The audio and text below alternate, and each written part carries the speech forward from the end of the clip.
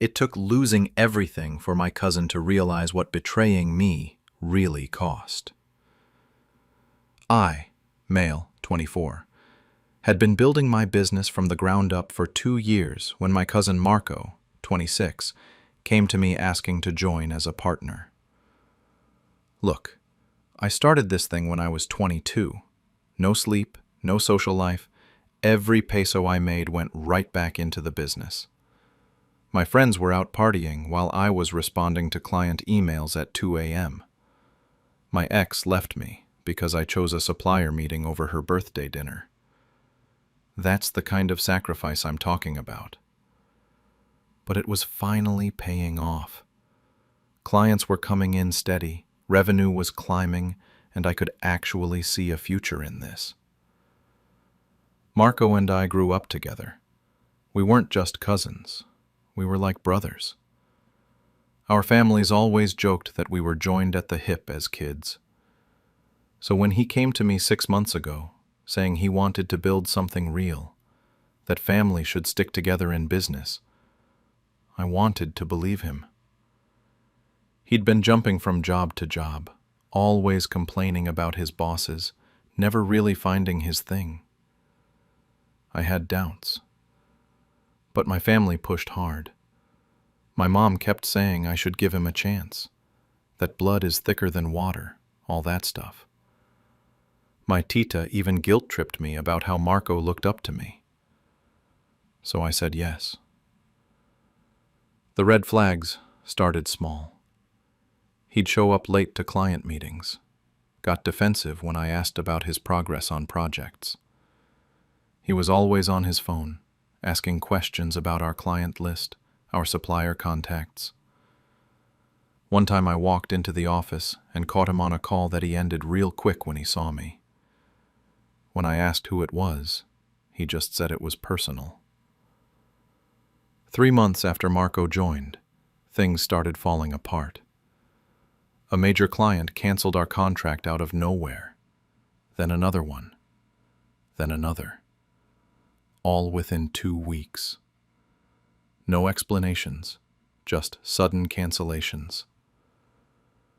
That's when I knew something was seriously wrong.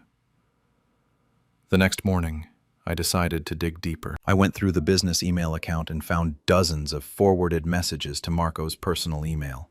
Client contacts, pricing sheets, supplier information. Everything. Then I called up a supplier I was close with, and after some pushing, he finally told me the truth.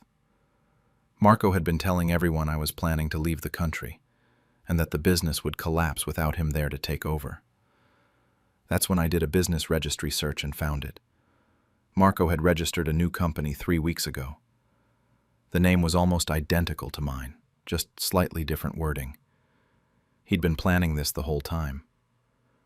I need to explain something I did when I first started the business.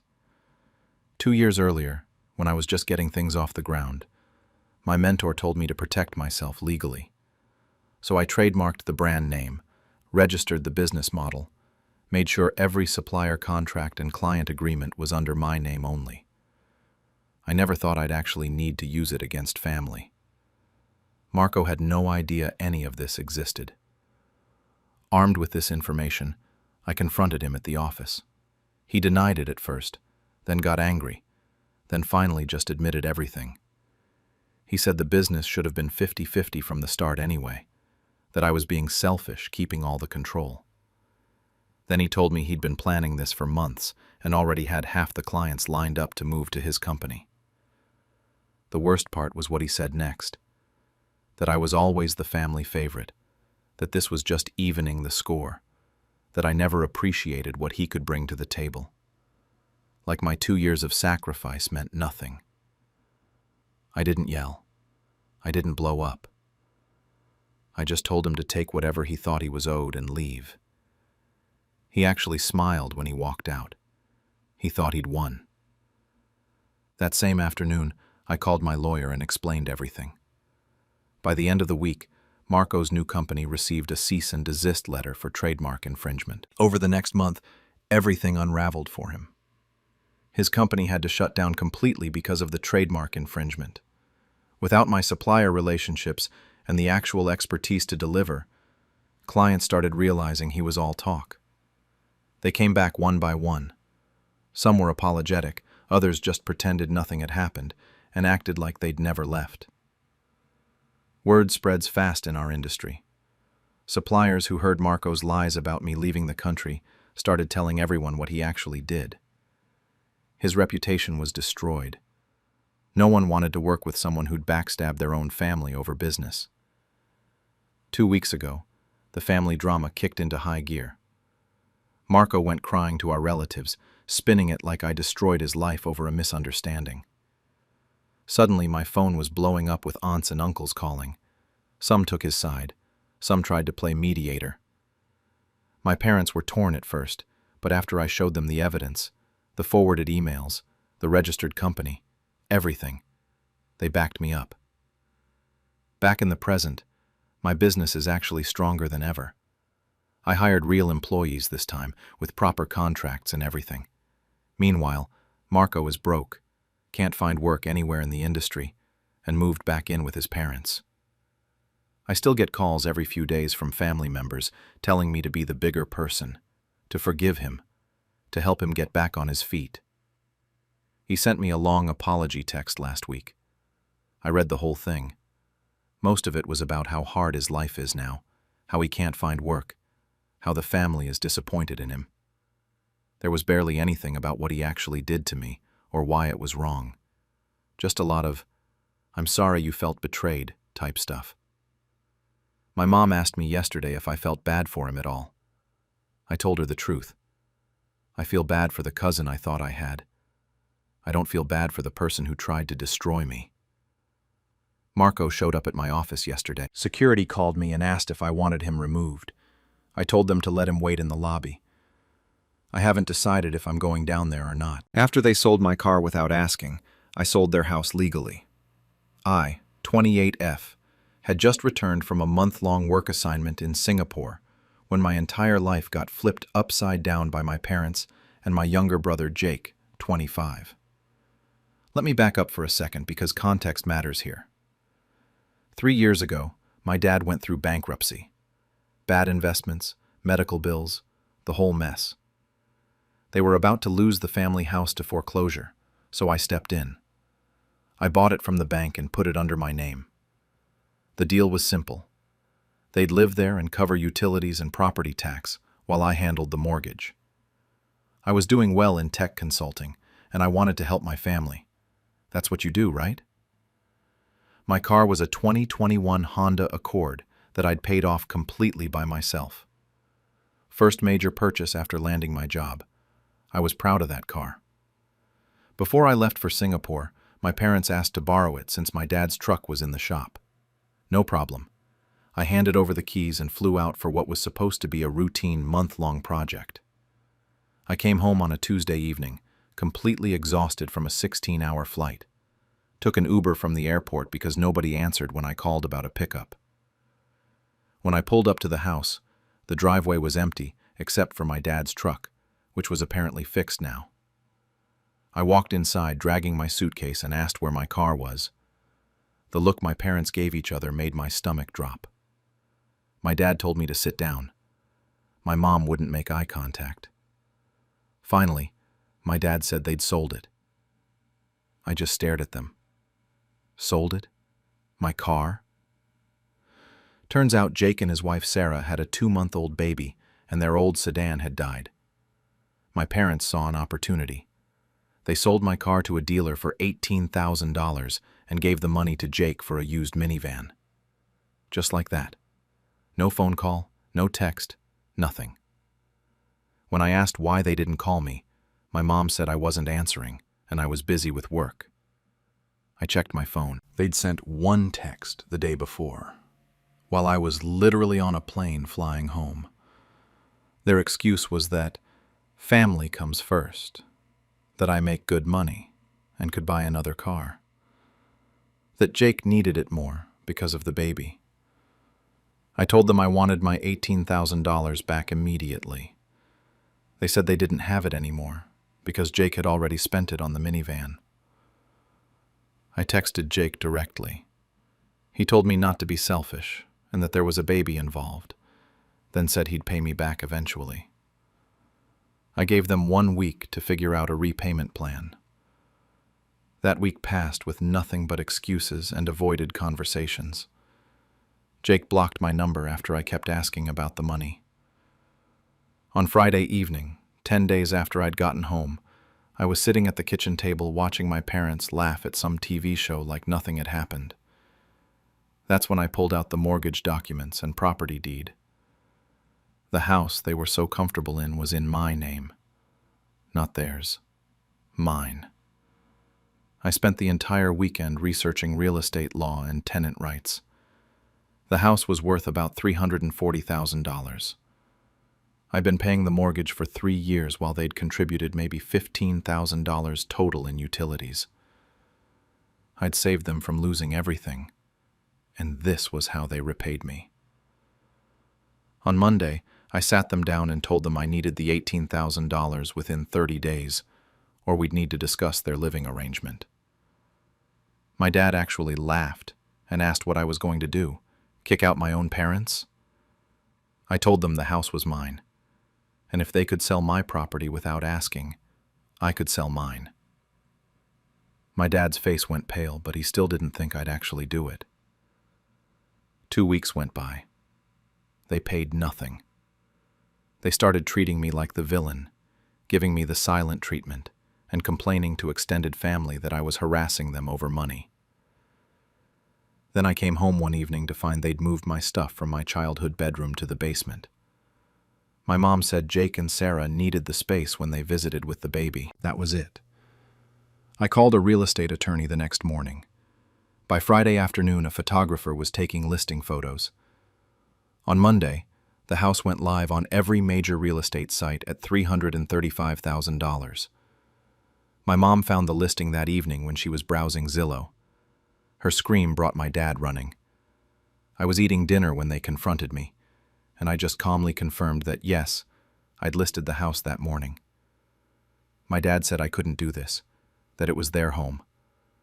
I reminded him it was my house, and that he'd taught me family could make decisions about property without asking. The chaos that followed was intense. Jake showed up within 30 minutes. Everyone was yelling about how insane I was, how I couldn't make them homeless. I pointed out that they'd made me carless with 0 warning, and at least they were getting 60 days' notice. My mom begged and said they'd get me the money. I told her they'd had 3 weeks already. Within 2 days, I had an offer for $330,000 from a cash buyer with a 30-day close. I accepted it immediately. My parents were devastated. Jake tried to offer me $5,000 to cancel the sale, but it was too late, and nowhere near the $18,000 anyway. The extended family lost their minds. I got called every name in the book. My grandmother was the only one who admitted my dad had always been irresponsible with money and enabled Jake too much. The closing happened exactly on schedule. My parents had moved out the weekend before with barely a word to me. I walked away with $95,000 after paying off the mortgage. I used it to buy myself a new Toyota RAV4 and put a down payment on my own condo. That was 2 months ago. My parents barely speak to me. Jake and Sarah won't speak to me at all. I showed up to my nephew's first birthday last week and the tension was suffocating. As I was leaving, my dad followed me out and said I'd chosen a car over family. I told him no. He'd chosen Jake over me when he stole my car. I chose myself. Last week, my mom texted, saying my dad's truck broke down and they can't afford repairs.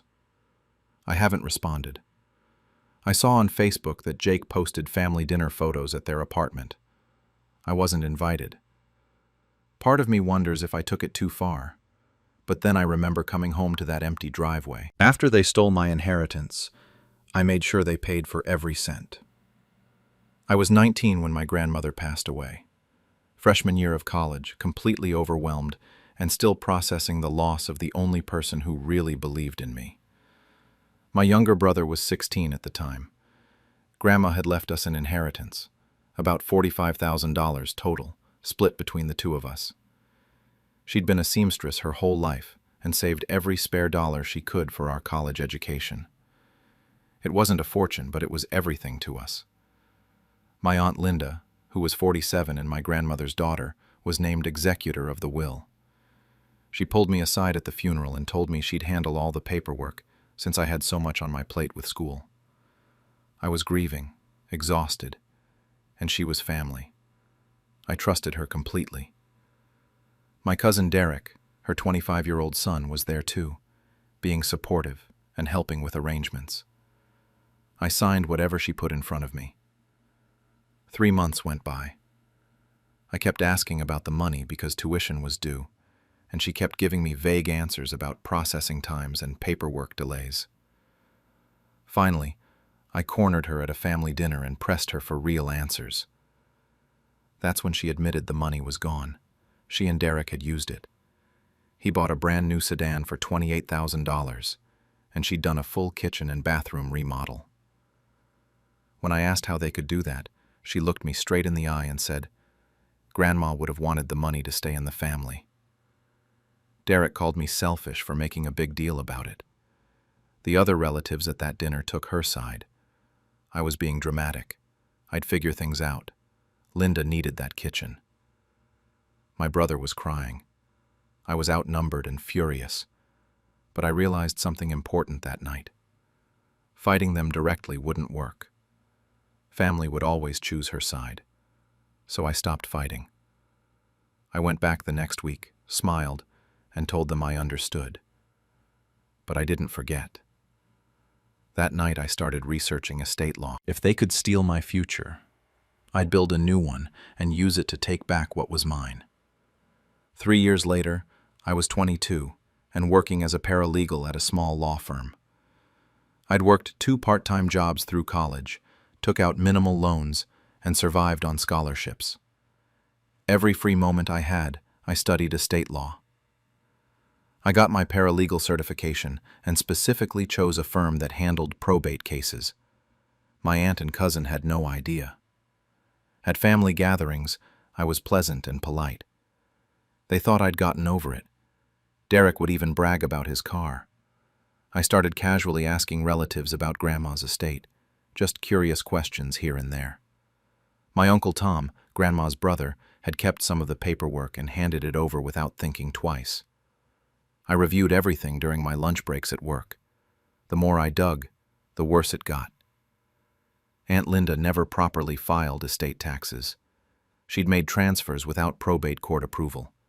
Some signatures on distribution documents looked off, probably forged. She moved money around before debts and taxes were settled and never gave us a proper accounting. I consulted with my supervising attorney, framing it as a hypothetical case study. He confirmed what I suspected. The estate could be reopened due to fraud. I approached Uncle Tom with what I'd found. He'd always thought something was off about how Linda handled things. He agreed to petition the court to reopen the estate as an interested party. I helped prepare every document, every piece of evidence. I couldn't be the attorney of record because of the family conflict, but I could do everything else. When the court accepted the petition, Aunt Linda got served by mail. She called me, panicked, asking if I knew anything about it. I played dumb and told her Uncle Tom had mentioned something, but I wasn't sure what it was about. She insisted everything had been legal and that Uncle Tom was just stirring up trouble. The court hearing came. Uncle Tom's attorney presented everything I'd prepared. Every improper distribution, every missing tax filing, every forged signature. Linda's lawyer was caught off guard. He thought this would get dismissed quickly. When the judge started reviewing the evidence, my aunt kept glancing at me. I watched the realization hit her face. She knew. The judge ordered a full accounting and froze her assets pending investigation. Outside the courthouse, my aunt confronted me. She asked how I could do this to family. I told her I learned from the best, and that she was the one who said this was about keeping money in the family. Derek was there too, making threats, but I stayed calm. Everything I did was legal, unlike what they did. The next 6 months were brutal for them. The IRS got involved for the unpaid estate taxes. Penalties and interest piled up. My aunt had to pay back everything she'd taken plus damages. Derek sold his car, though it was worth way less than what he paid. Linda took out a second mortgage to cover the legal fees and restitution. I never raised my voice once through any of it. My brother and I finally got our inheritance. It was less than the original amount after legal fees, but the principal was there. My brother, who was 19 by then, had his college money. I paid off my student loans and put the rest in actual savings. It felt like closing a chapter I didn't think would ever end. The family split over it. Some relatives cut me off completely, saying I destroyed my aunt over money. Others privately thanked me and admitted they knew something was wrong but didn't want to get involved. Uncle Tom and I are still close. My brother is grateful, but I can tell he feels conflicted about the whole thing. My mom has been weirdly silent about it all, which I think says more than any opinion would. I'm 25 now, still working in law. I haven't spoken to my aunt or cousin in 2 years.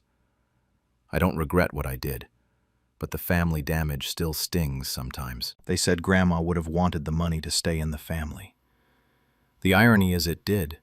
It went back to the family she actually intended to have it. A few weeks ago, my aunt sent me a letter. It's sitting on my kitchen table right now, unopened. My brother thinks I should read it. Maybe she wants to apologize. But I'm not sure I want her apology. I'm not sure I want anything from her at all. I exposed my aunt's lies after she ruined my mother's funeral. I'm 25, and I just lost my mom 2 months ago. My Aunt Linda, who's 54 and lives 2 hours away, decided the funeral was her moment to shine. She has 2 kids, my cousins Dave and Sarah, who are both older than me. Here's the thing everyone needs to know. Mom and I lived together for the last 3 years. I was her primary caregiver when she got sick with cancer. I took her to chemo, managed her meds, helped her with everything. Aunt Linda visited maybe 5 times during the entire 18 months Mom was battling cancer. Each visit was under 2 hours, lots of dramatic crying, then she'd leave. The last 6 months she stopped coming completely. Always had an excuse about church commitments or her book club or whatever Dave was dealing with. Mom passed on a Tuesday morning. I was holding her hand. I called everyone within an hour, including Aunt Linda. She showed up that evening already on her phone, making arrangements. I was still in shock. Hadn't even started processing anything. The next day she announced she was taking charge of everything because I was too young and emotional. She booked a funeral home without asking me, not even the one Mom and I had discussed. When I tried to object, she said Mom would want things done properly. She picked the casket, the flowers, the service time. I was exhausted and grieving, so I just let her do it. Then, 3 days before the funeral, I found out she'd completely rewritten the guest list. Mom's best friend Karen, who visited every single week during chemo, wasn't invited. Mom's co-workers from the library where she worked for 20 years, not invited. Instead, the list was packed with Aunt Linda's church friends, people Mom barely knew. I confronted her in the funeral home parking lot. She said she was creating the right atmosphere for a proper Christian service. We had a massive argument. She threatened to cancel everything if I didn't respect her efforts. With only 72 hours left, I couldn't handle planning it all myself, so I backed down. That's when things got worse. I started noticing Aunt Linda had put herself as the primary contact for everything. She was answering condolence calls meant for me, telling people she took care of her sister in the final days. I overheard her on the phone saying she was exhausted from caring for my sister all this time. Complete lies. Then she set up a donation box at the funeral home for funeral expenses. She told everyone the costs were $15,000 and we needed help. The actual cost was $8,500, and Mom had $6,000 saved specifically for this. I only needed to cover about $2,500, which I could afford. I didn't understand why we needed donations at all. The funeral itself was a nightmare. Aunt Linda showed up in this dramatic black dress with a veil. When it was time for eulogies, she stood up before me and gave a 20-minute speech about how she sacrificed everything to care for her baby sister. She talked about countless nights at the hospital that never happened, about making soup and feeding Mom by hand. All fabricated. People who didn't know better were crying. Karen looked furious. After the burial, at the reception, Aunt Linda was holding court like she was the chief mourner. I was sitting with Karen when she leaned over and whispered that she'd seen Aunt Linda taking cash out of the donation box the night before. She'd come back to drop off a photo and caught her through the window. I didn't confront her right away. I needed proof. I called the funeral home and got the itemized bill, $8,500 like I thought. They said the donation box had about $3,200, and they'd given it all to Aunt Linda that morning as primary contact. Over the next few days, I reached out to relatives who donated. Uncle Tom sent $500. Cousin Rachel sent $200. Grandma Rose sent $400. I compiled everything. The total was around $3,800 in donations. None of it was needed. Then I checked Mom's bank account. I'm the joint holder, so I could see everything. There was a $2,000 transfer to an account I didn't recognize 2 days after Mom died. I did some digging, and it belonged to Aunt Linda. The note said, "Funeral arrangements," but I had receipts showing I paid the funeral home directly. I called Aunt Linda 5 days after the funeral and asked directly about the donation money. She got defensive immediately, said she used it for expenses. When I pressed her about what expenses, since I paid for everything, she stumbled through some excuse about flowers and travel costs. Then she got angry, accused me of questioning her while she was grieving, and hung up. I sat at Mom's kitchen table with all the evidence spread out. Screenshots, bank statements, donation confirmations, receipts. Mom always said the truth matters, even when it's hard. Aunt Linda got to control the narrative at the funeral, got to pretend she was the devoted sister, got to steal money meant to honor Mom. I decided I was done staying quiet.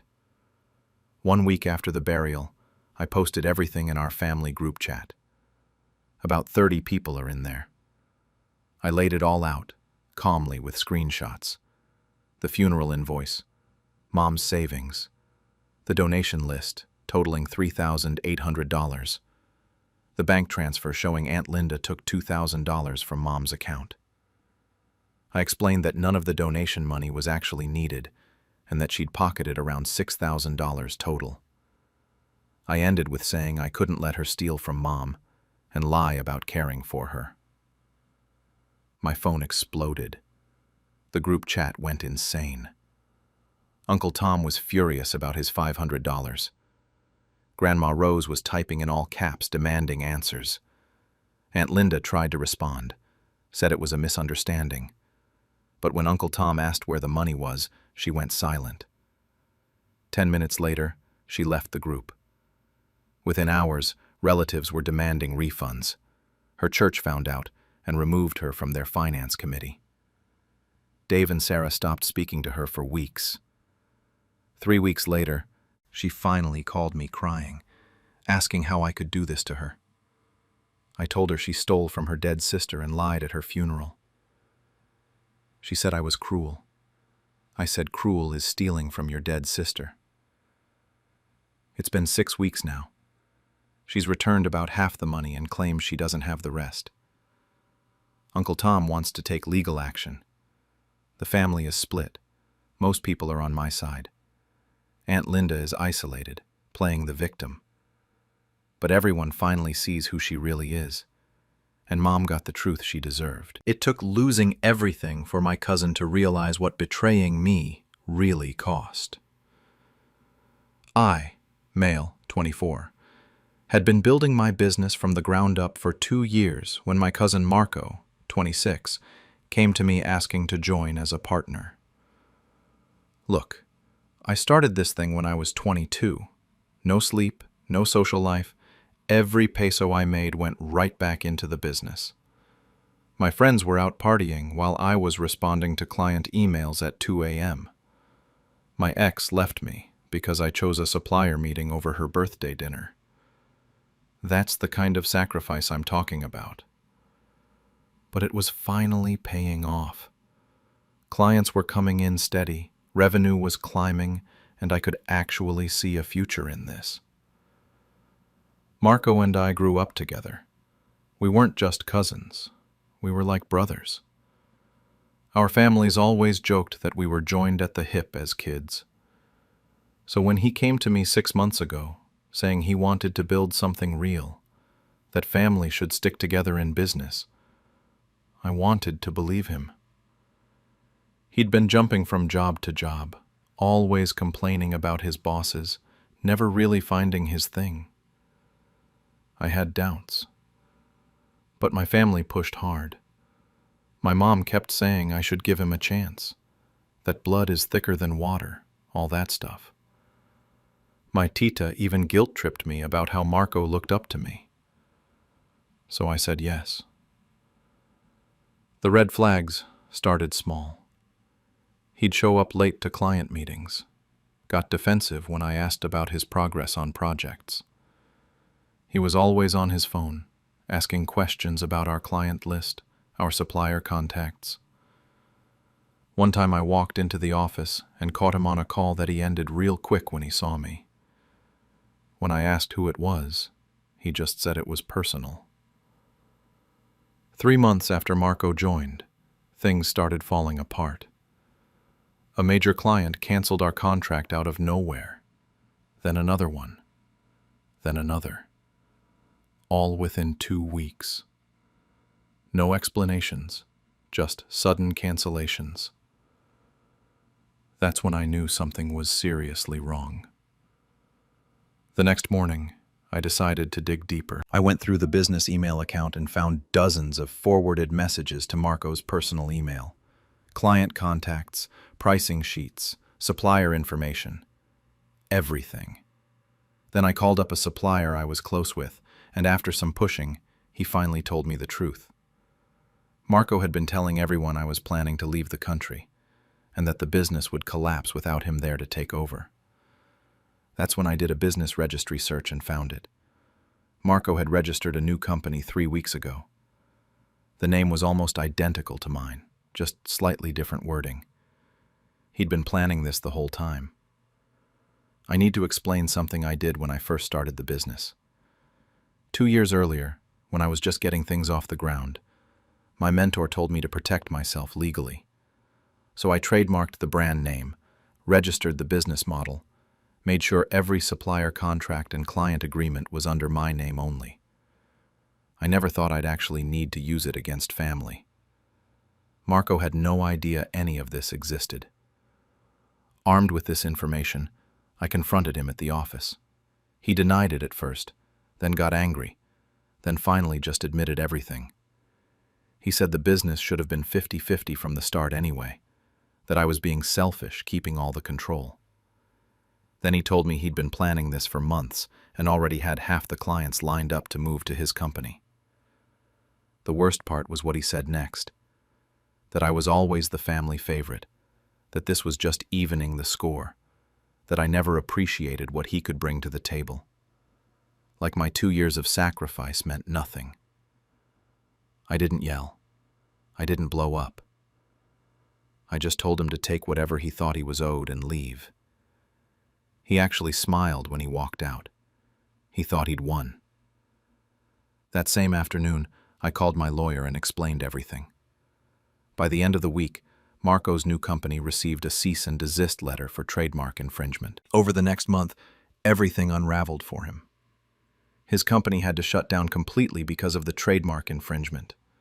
Without my supplier relationships and the actual expertise to deliver, clients started realizing he was all talk. They came back one by one. Some were apologetic, others just pretended nothing had happened and acted like they'd never left. Word spreads fast in our industry. Suppliers who heard Marco's lies about me leaving the country started telling everyone what he actually did. His reputation was destroyed. No one wanted to work with someone who'd backstabbed their own family over business. 2 weeks ago, the family drama kicked into high gear. Marco went crying to our relatives, spinning it like I destroyed his life over a misunderstanding. Suddenly, my phone was blowing up with aunts and uncles calling. Some took his side. Some tried to play mediator. My parents were torn at first, but after I showed them the evidence, the forwarded emails, the registered company, everything, they backed me up. Back in the present, my business is actually stronger than ever. I hired real employees this time, with proper contracts and everything. Meanwhile, Marco is broke, can't find work anywhere in the industry, and moved back in with his parents.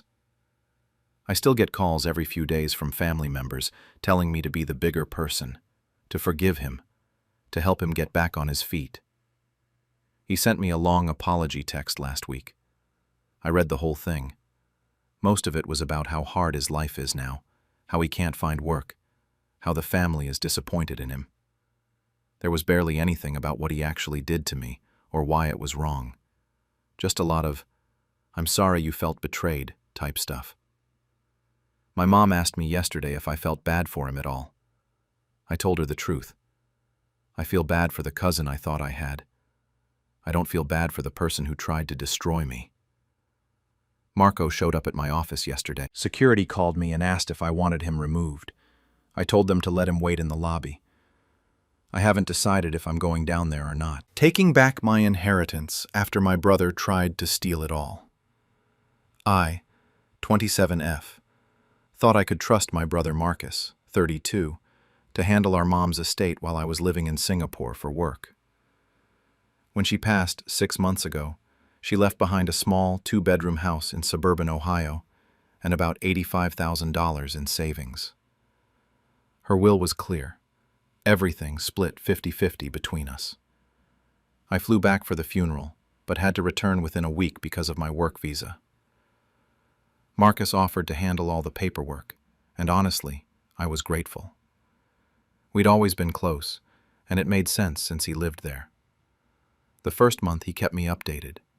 Emails about probate court, what documents were needed, all that stuff. Then his messages got shorter, vaguer. By month 3, I couldn't get him to respond at all. My calls went straight to voicemail. I tried not to be paranoid about it, but something felt off. 4 months after Mom died, my Aunt Linda called. She asked if I really didn't want any of Mom's things. I had no idea what she meant. Turns out Marcus told the entire family that I didn't care about the inheritance, that I didn't need it since I was making good money abroad. He said I told him to keep everything, that I wanted nothing to do with family drama. I never said any of that. Linda mentioned he'd already moved into Mom's house and settled everything legally. I tried calling Marcus immediately. Nothing. I left voicemails, sent texts. I reached out to other relatives, and they'd all heard the same story. Some believed him. When he finally texted back, all he said was, "You made your choice. Stop harassing me." I couldn't sleep that night. The next morning, I called the county clerk's office and found out the estate had been closed 2 weeks earlier. Everything, the house, the bank accounts, transferred solely into Marcus's name. I sat at my desk in Singapore crying, feeling completely helpless. Then I remembered something. 3 weeks before Mom died, she'd emailed me scanned copies of her will. The subject line said, "Important, just in case." I opened those PDFs and stared at her signature, the notary stamp, the clear 50-50 split. At 3 a.m. Singapore time, I started searching for estate fraud attorneys in Ohio. I found an estate attorney named Ms. Patterson, who took a Zoom call with me. She reviewed the documents and told me it was textbook estate fraud. We could fight this. It would cost about $5,000 up front, maybe $15,000 total, but I'd likely recover the legal fees from Marcus if we won. I wired the money that same day. Ms. Patterson filed an emergency motion to freeze all the estate assets. That's when Marcus finally called me, screaming about how I was destroying our family. I told him he already destroyed it when he stole from me. He hung up and sent a bunch of texts calling me greedy and selfish, claiming Mom would have wanted him to have everything. I blocked his number and saved everything as evidence. Marcus tried spinning a new story to our relatives, saying I was making false accusations. Some of them reached out asking for my side. I sent them copies of Mom's will. The family split pretty quickly after that. My Uncle Tom called Marcus out in the family group chat because he'd seen the will at Mom's house before she died. Marcus left the chat immediately. I flew back to Ohio for the court hearing 3 weeks later. First time seeing Marcus since the funeral, and he wouldn't even look at me in the courthouse. His attorney tried arguing that I'd abandoned my claim by not following up sooner. Ms. Patterson presented the original will, the email timestamps, proof that Marcus never informed me about any court proceedings. The judge asked Marcus directly if he'd informed me about the probate process. Marcus stumbled through some excuse until the judge cut him off and asked for a yes or no answer. Marcus quietly said no. The judge ordered the estate reopened immediately and froze everything. Marcus had already spent $30,000 from Mom's savings on a new truck and house renovations. The judge ordered him to repay $42,500 plus my legal fees within 60 days, or the house would be sold. Marcus's face went completely white. Outside the courthouse, he tried apologizing, saying he needed the money and I had that job in Singapore. I cut him off and told him Mom wanted us to share, but he chose not to. He said he was going to lose everything. I walked away. Marcus missed the 60-day deadline. He scraped together $15,000 that he borrowed from his girlfriend, but it wasn't enough. The court ordered the house sold. It went on the market and sold within a month for $240,000. After paying off Mom's remaining mortgage and settling everything, I received $122,500 total. Marcus got $22,500 after his portion was reduced by what he'd already spent. Plus, he still owed my legal fees of $12,800, which he's paying off at $400 a month for the next 32 months. I thought I'd feel triumphant, but mostly I just felt sad. I lost my mom and my brother in the same year. Some relatives still don't talk to me because they think I was too harsh. Others say I did the right thing, that Marcus needed to face consequences. My Aunt Linda told me Mom would be proud I stood up for myself, but heartbroken about how things turned out with Marcus. Marcus had to move into a small rental apartment.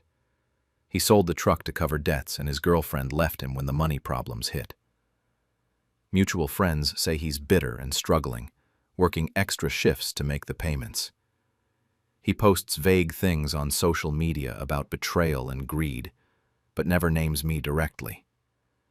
He still hasn't really taken responsibility for what he did. I used part of the inheritance to buy a small condo in Singapore as an investment and put the rest in savings. I wanted to honor Mom by being smart with the money. Sometimes I think about reaching out to Marcus, but I haven't yet. Ms. Patterson told me I didn't ruin his life. He made his choices, and I just refused to let him profit from fraud. 6 months after the court ruling, I got a letter from Marcus. It was short and handwritten. He said he didn't deserve forgiveness, but he was wrong and sorry. He said he missed having a sister. No excuses, no asking for anything back, just an apology.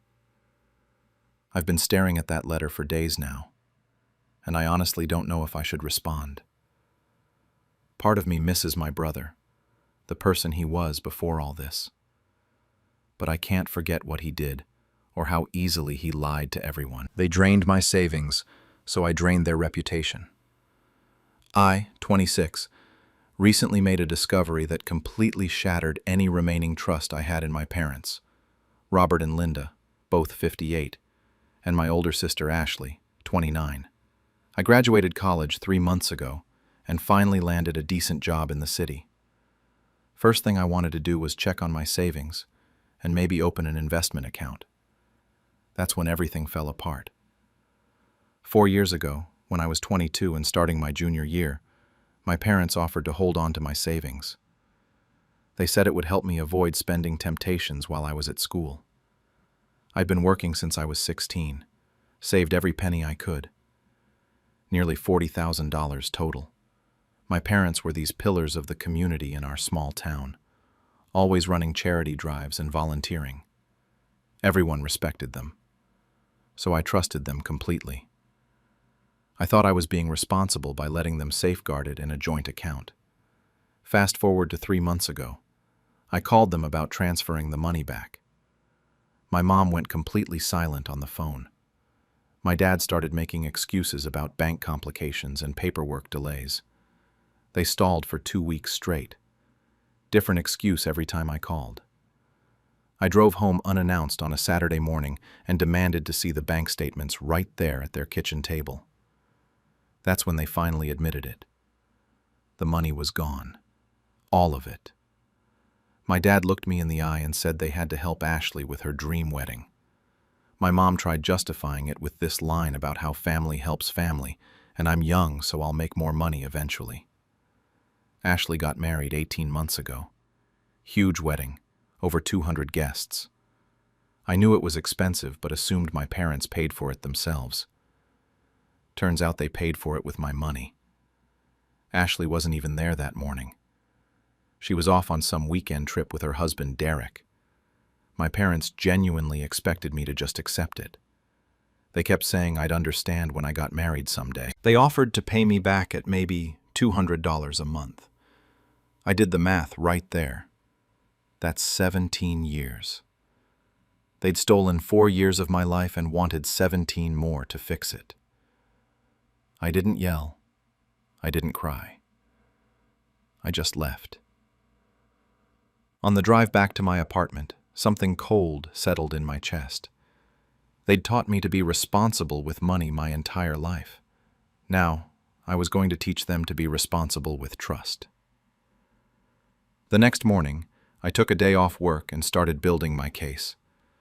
First stop was the bank where the joint account was held. I had legal right to access everything, so the manager printed out 4 years of transaction history. I sat in my car in that parking lot and went through every single page. Then I went through my phone. Found old texts from 2 years ago where my mom asked about borrowing a little money. I'd said no. Thought that was the end of it. Clearly wasn't. I found Venmo transfers to Ashley. Thousands of dollars. All labeled wedding stuff. My parents had forged my electronic signature on multiple withdrawal authorizations. I saved everything. Screenshots, PDFs, every transaction record. One text from Ashley to my mom made my blood boil. Can't believe we pulled it off. The venue is perfect. I called a lawyer for a free consultation.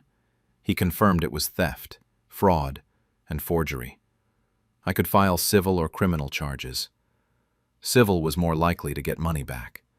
I filed a police report anyway for the paper trail and started the civil suit process. The bank confirmed several transactions were fraudulent because of the forged signatures. Here's the thing about my parents. They were respected in our town of 8,000 people. Always posting about family values on Facebook. My mom volunteered at church. My dad was in the Rotary Club. I created a detailed timeline document with dates, amounts, and screenshots. Kept it completely factual. No emotions, just evidence. 2 weeks after the confrontation, my parents still hadn't told anyone the truth. They were actually telling relatives I was being difficult about a family loan. My grandmother called, trying to guilt-trip me about how much my parents sacrificed. That was it. I sent a comprehensive email to our entire extended family. 23 people. Subject line was, "The truth about my college fund." Attached the bank statements, screenshots, timeline. Explained in detail that this wasn't a loan, I never agreed, and the money was stolen. Sent copies to my parents' close friends too. CC'd Ashley and Derek. My phone exploded within an hour. Ashley called screaming that I was ruining her marriage. 20 minutes later, Derek called separately. Very quiet. Asked for copies of everything. My parents sent frantic texts asking how I could embarrass them like this. 3 weeks into this mess, Derek called and asked to meet for coffee in the city. He looked exhausted. Said Ashley had been lying about a lot of things and he needed to know everything. I handed him the folder with all my evidence. By the end of that conversation, I'd unintentionally destroyed my sister's marriage too. 6 months later, the civil case settled out of court. My parents agreed to pay $35,000 over 5 years. I lost some to legal fees and interest, but it was better than nothing. They had to take out a loan against their house to make the first payment. I accepted it because I knew getting the full amount quickly was impossible. The social consequences hit them harder than the lawsuit. My parents became pariahs in our small town. They lost most of their friend group. My dad was quietly asked to step down from Rotary Club. My mom stopped going to church because of all the whispers. Their Facebook posts about family and values became targets for criticism. Some distant relatives still sided with them, but their core friend group vanished. Derek filed for annulment within 2 months of learning the truth. Turned out Ashley had other debts she'd hidden from him too. The wedding theft was just the final straw. The annulment was granted based on fraudulent financial misrepresentation. Ashley moved back in with my parents and blames me for everything. She lost several friends who'd been mutual with Derek. I started from zero financially after the legal fees. Cut off all financial ties to my family and threw myself into work. Got promoted within 8 months. I'm rebuilding my savings, but the trust issues stuck around. I went to therapy to process it all. Made peace with the fact that money can be re-earned, but that family relationship is permanently destroyed. I haven't spoken to my parents in 4 months. They sent a birthday card with a check for $500, their payment installment. I cashed it without responding. Ashley sends occasional nasty messages on social media, but I have her blocked. The extended family split down the middle. Younger cousins are supportive. Older generation thinks I went too far. My parents apparently tell people I'm ungrateful and money-obsessed. I rebuilt my savings from zero. It took discipline and a lot of sacrifice. They have to rebuild their reputation from zero too, except reputation is harder to save for. Sometimes I wonder if I went too far. Then I remember that text from Ashley about pulling it off. They didn't just steal my money. They stole 4 years of financial security and laughed about it. Last week, my mother sent me a friend request on LinkedIn. No message, just the request. I haven't responded yet. Part of me wants to know if she's reaching out to apologize, or if she just needs something again. But honestly, I'm not sure I care to find out. They laughed when I was left with nothing. Now they work for me. I, 28, never thought my own brother Marcus, 35, would be the one to destroy me after our parents died. But that's exactly what happened. My parents ran a mid-sized manufacturing company for 20 years. Nothing huge, but it was worth around $2 million and kept about 30 people employed. When they died in a car accident 6 months ago, I thought Marcus and I would run it together. The will said I'd get 30% and a co-management role. Marcus got 70% and executor duties. Made sense since he was older and had been more involved. 3 weeks after the funeral, Marcus called a family meeting. His wife Linda was there too, sitting next to him with this weird expression I couldn't read. He slid a folder across the table and told me there had been a revision to the estate documents. I was too messed up from grief to really process what he was saying at first. Then he got to the point. He said I wasn't responsible enough to inherit anything, that I'd never been serious about anything in my life. He pulled out a check for $8,000 and told me to start fresh somewhere else. Said it was generous. More than generous, actually.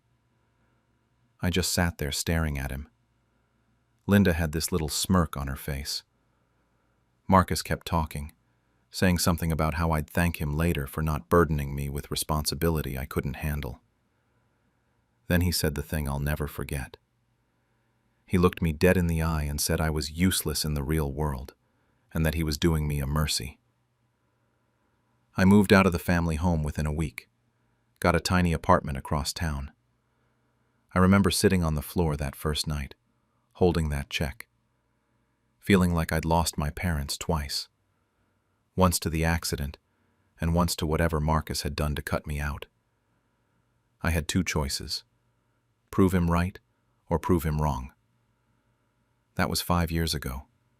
Let me tell you what happened next. I spent $5,000 on a digital marketing certification program and kept the rest for rent. Worked retail during the day, freelanced at night, barely slept. My first client paid me $500 to run their social media for a month. It wasn't much, but I treated it like $1 million contract. Year 3, I landed a regional restaurant chain. Tripled their online revenue in 6 months. After that, the referrals wouldn't stop. I hired my first employee, formed an LLC called Apex Digital Solutions, and hit $500,000 in revenue by the end of that year.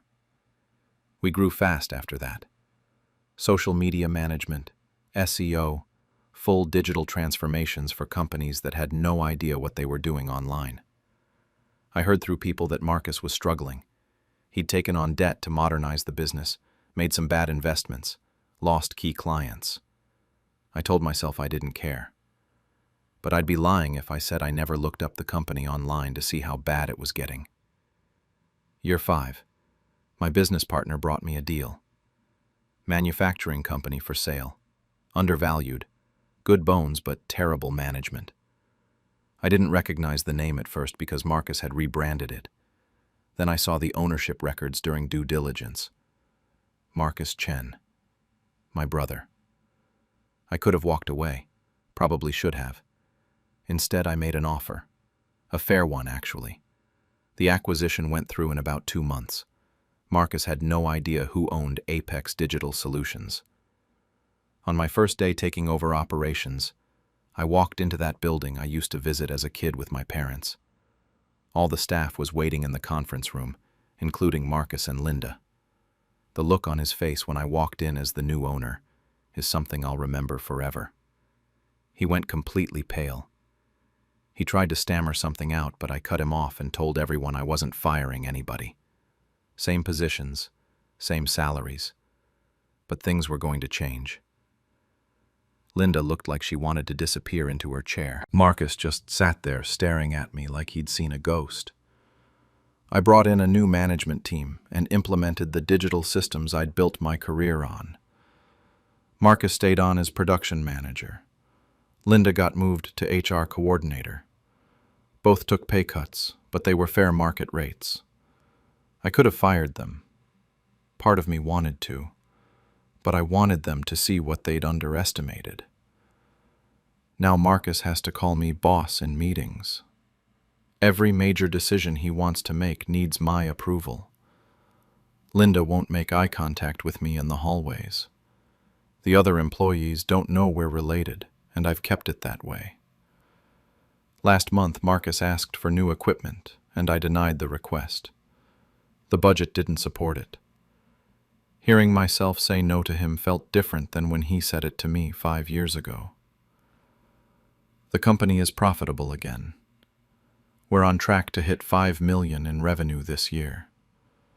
The family business never broke $3 million, even at its peak.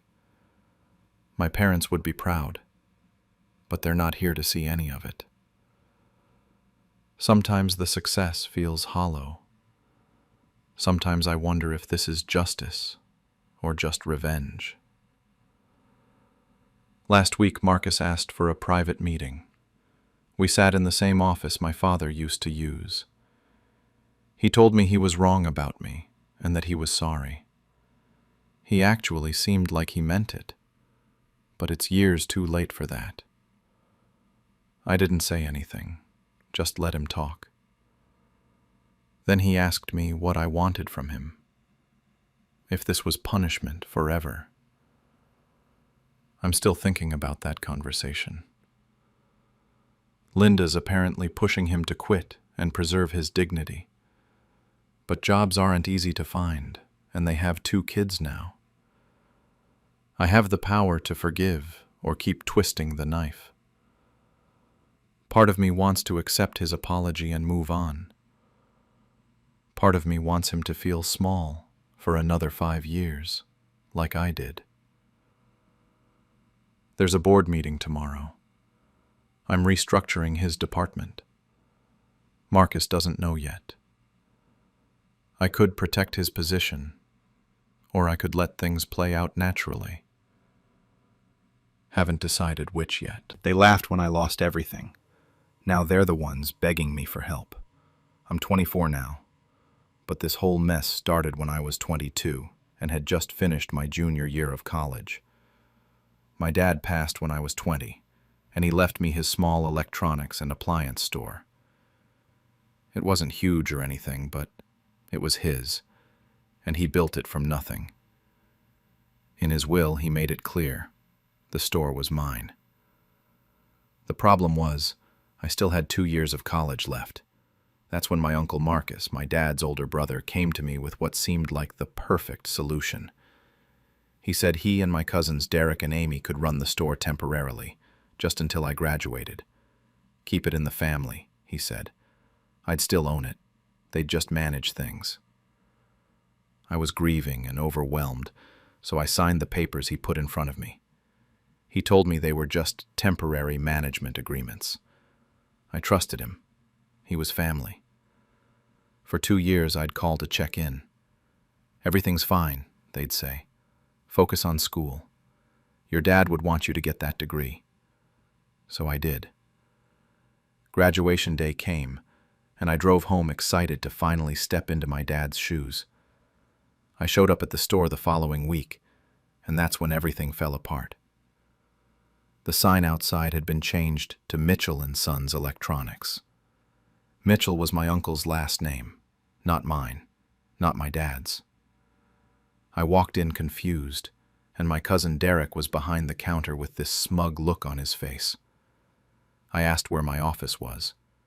He actually laughed, told me it was his dad's store now. Uncle Marcus came out from the back, acting all surprised to see me. He explained, real casual, that those papers I signed weren't management agreements. They were transfer documents. I'd signed over ownership. They'd invested money, renovated, and now it was legally theirs. I demanded to see the paperwork. He showed me. My signature was right there. I'd been so trusting, so stupid. My cousin Amy was leaning against the wall, smirking. She said I should have read before signing. Just business, she said. Then Derek hit me with the worst part. Told me my dad wasn't even that good at running the place anyway, that they'd made it actually profitable. Uncle Marcus told me to leave, or he'd call the cops for trespassing. I walked out and sat in my car across the street, watching them laugh through the window. I had $3,000 in savings, no job, and student loans about to kick in. I drove to my apartment and spent the whole night looking at old photos of my dad, standing in front of that store, smiling. The next morning, I made a decision. I wasn't going to sue them, couldn't afford a lawyer anyway, but I wasn't going to just disappear either. 6 months later, I had saved $15,000. I worked at Best Buy during the day to learn retail, then nights at a warehouse. I lived off ramen, canceled every subscription, and saved every single penny. The whole time, I studied their business from the outside. I'd watch customer flow, check their prices, note when supplier trucks came. I was learning. I found a small retail space 2 blocks from their store. The rent was cheaper, less foot traffic, but close enough. I took out a small business loan that honestly terrified me, but I did it anyway. I contacted suppliers and used my dad's old relationships. Some of them actually remembered him and were disgusted when they heard what my uncle did. I worked 18-hour days, setting up the shop by myself.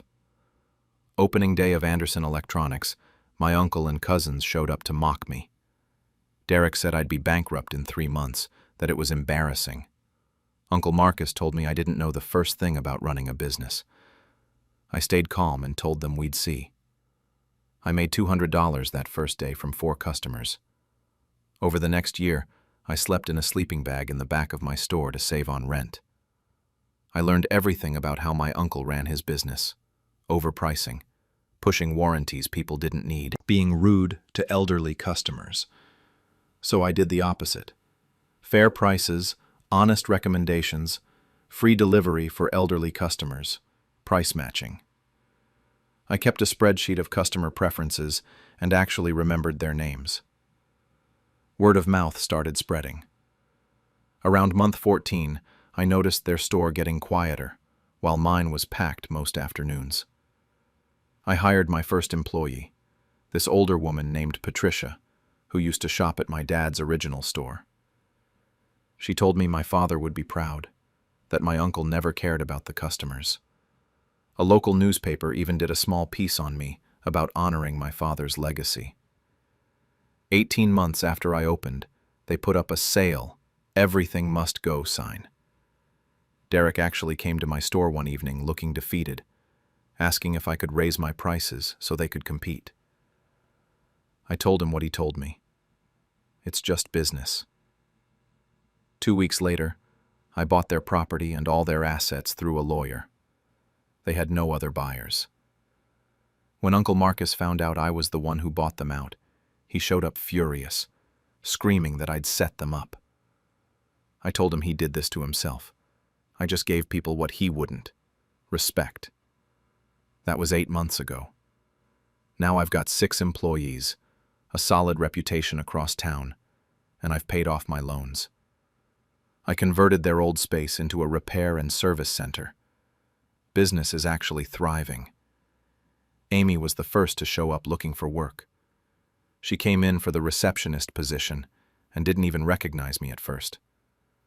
When it hit her who I was, her face went completely pale. She stammered through some explanation about how things had been hard, how none of them could find work, and they knew retail. I let her fill out an application and told her I'd think about it. Derek came in the next week asking about a warehouse position. He didn't apologize or anything, just acted like we were old acquaintances catching up. I handed him an application and said we'd call him. I never did. 2 weeks ago, Uncle Marcus came in. He wanted to talk privately, so we went to my office. He told me he'd been jealous of my father his whole life, thought he deserved that business. He came close to apologizing but couldn't quite get the words out. He asked if I could find a place for him, even part-time, as family. I told him I'd think about it. Their applications are still sitting on my desk. Amy's, Derek's, Uncle Marcus's, all marked under review from weeks or months ago. Every time they see me around town, they ask if I've decided yet. I smile, tell them I'm still thinking about it, and walk away. Honestly, I don't feel angry anymore. I don't feel triumphant either. I just feel nothing toward them. Here's the thing, though. A regional chain approached me last month about buying me out and expanding to multiple locations. The money would be life-changing. I could buy back my dad's old house that we had to sell. But I'd need experienced managers, and logically, they are qualified. They ran a successful business for years. But then I remember Derek's smirk, Amy's laugh, my uncle erasing my dad's name from everything. Patricia told me last week that forgiveness isn't for them, it's for me. Maybe she's right. But I keep looking at those applications every morning, and I still don't know what to do. Part of me wonders if keeping them waiting like this makes me just as bad as them. The other part thinks they deserve to know how it feels. They sold my inheritance, so I sold their house from under them. I, 28, recently discovered something that completely shattered what little family trust I had left with my Aunt Linda, 52, and Uncle Mark, 49. My parents died in a car accident when I was 17. Linda is my mom's sister, and she and Mark took me in. At the time, they seemed like heroes. They weren't warm people, but they gave me a roof, food, and rules.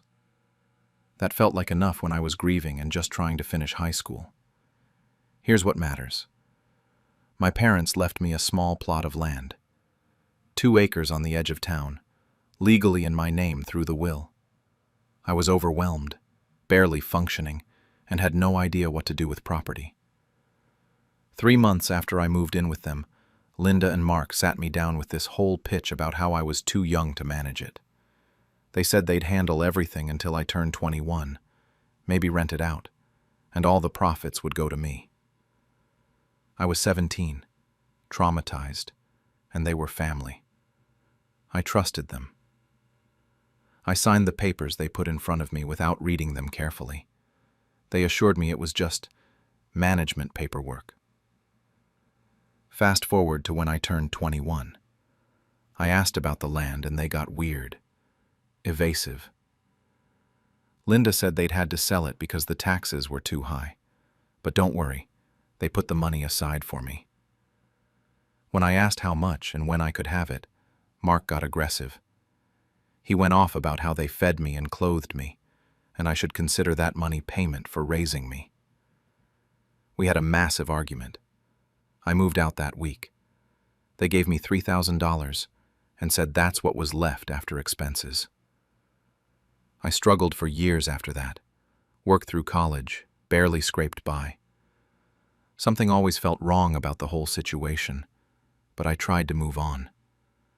At 25, I became a paralegal and started learning about property law and documentation. One slow day at work, curiosity got the better of me. I pulled the public records on that old family land. The land sold for $180,000, 6 years ago, 4 months after I signed those papers. I pulled the actual sale documents, and my signature on the deed transfer looked off. Slightly different slant, different pressure. They forged my signature and pocketed nearly $200,000. That $3,000 suddenly made sense. Guilt money. Shut up money. I sat at my desk, hands shaking, reading those documents over and over. My first instinct was to confront them, maybe sue. I showed the documents to my boss, a senior attorney. He looked everything over and basically told me I was screwed. Statute of limitations for property fraud is typically 3 to 5 years, depending on the state. This happened 6 years ago. Proving it now would be nearly impossible. I felt completely defeated, but I couldn't let it go. I started digging deeper into every record I could find on Linda and Mark. Not for a lawsuit anymore. I just needed to know the full truth. Turns out they bought a new house right after selling my land, a $320,000 house. They put down $180,000 and mortgaged the rest. My money bought them a house in a nice neighborhood, way better than where they'd lived before. I drove by one weekend and saw them in the yard, laughing, living comfortably off what they stole from me. That's when I really started studying their property records. Something caught my eye in the title transfer documents. The house had been purchased through this complicated trust arrangement. Original owner died, estate sale, messy probate situation. Linda and Mark bought it from the estate, but there was an issue with the paperwork. The trust had tax obligations that were never properly resolved before the transfer. There was a lien for back taxes, roughly $15,000. And here's the key part. Because of how messy the trust situation was, the tax lien was tied to the property itself, not specifically to them. The county never properly pursued it because of administrative confusion. I researched tax lien laws obsessively. In our state, if property taxes go unpaid and there's a lien, someone can pay those taxes and potentially claim interest in the property. If the original owners don't pay back the taxes plus interest within a redemption period, the taxpayer can foreclose. The redemption period had already expired 2 years ago. Nobody caught it. I could pay the back taxes, claim the lien, and legally challenge their title. I saved every penny for 4 months, paid the $15,000 in back taxes plus interest, $18,500 total, filed a claim with the county and hired a real estate attorney. He reviewed everything and confirmed I had a legitimate claim. The title was never properly cleared.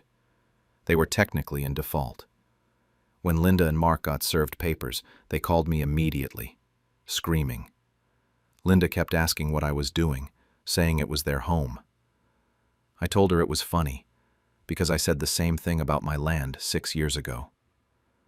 Mark threatened to countersue. I asked him what evidence he had, because I had documentation. They hung up and called back an hour later, trying a different approach. Linda was crying about how they raised me and took me in. I reminded her they stole $180,000 from me, forged my signature, and gave me $3,000 like I should be grateful. The court process took 3 months. Their attorney realized pretty quickly that the title issue was real. They tried to settle, offered me $30,000 to drop the claim. I refused. They went up to $50,000. I refused again. The judge reviewed everything and ruled in my favor. I had superior claim to the property. I gave them 60 days to vacate. They begged. They threatened. They got family members involved. My grandmother on my dad's side called and told me my parents would be ashamed. I asked her where she was when her daughter stole my inheritance. She didn't have an answer for that.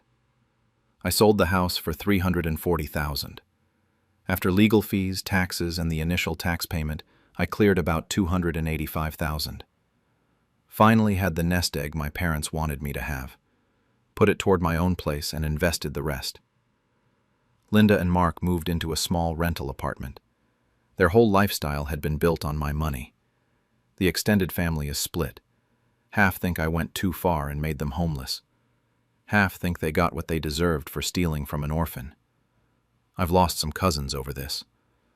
But some family members reached out privately, saying they always thought something was weird about Linda and Mark suddenly having money. I haven't spoken to them in 8 months since the sale finalized. Saw Linda at a grocery store last month. She turned and walked the other way. I don't feel guilty, but I don't feel triumphant either. Just tired. My cousin reached out last week. Linda's birthday is coming up. Family dinner. I'm invited for the first time since everything went down. I don't know if I should go. They sold my late mom's jewelry for a vacation, so I sold the house they lived in. I, 28, lost my mom 6 months ago to cancer. My aunt Linda, 52, and her 2 daughters, my cousins Maya, 26, and Sophie, 24, were the only family I had left on my mom's side. My dad left when I was young, so it was always just me and Mom. We were close. Really close. After the funeral, the will was read. Mom left me her jewelry collection. These weren't just expensive pieces. We're talking about my great-grandmother's engagement ring, my grandmother's pearl necklace from the 1940s, some Victorian brooches, stuff that had been passed down for generations. She also left me her house, the one she'd bought after the divorce. Aunt Linda and my cousins had been living there for the past 3 years after Linda's husband left her.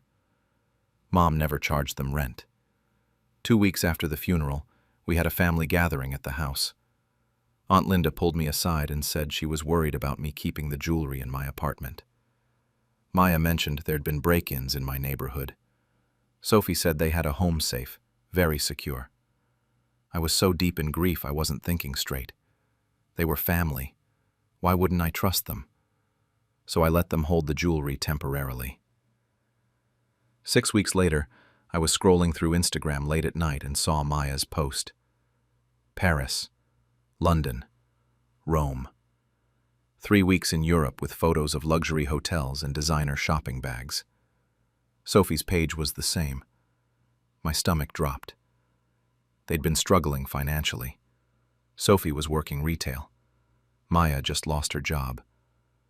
How could they afford this? The next morning I drove to the house unannounced. They were unpacking, surrounded by shopping bags. I asked about the jewelry. Awkward silence.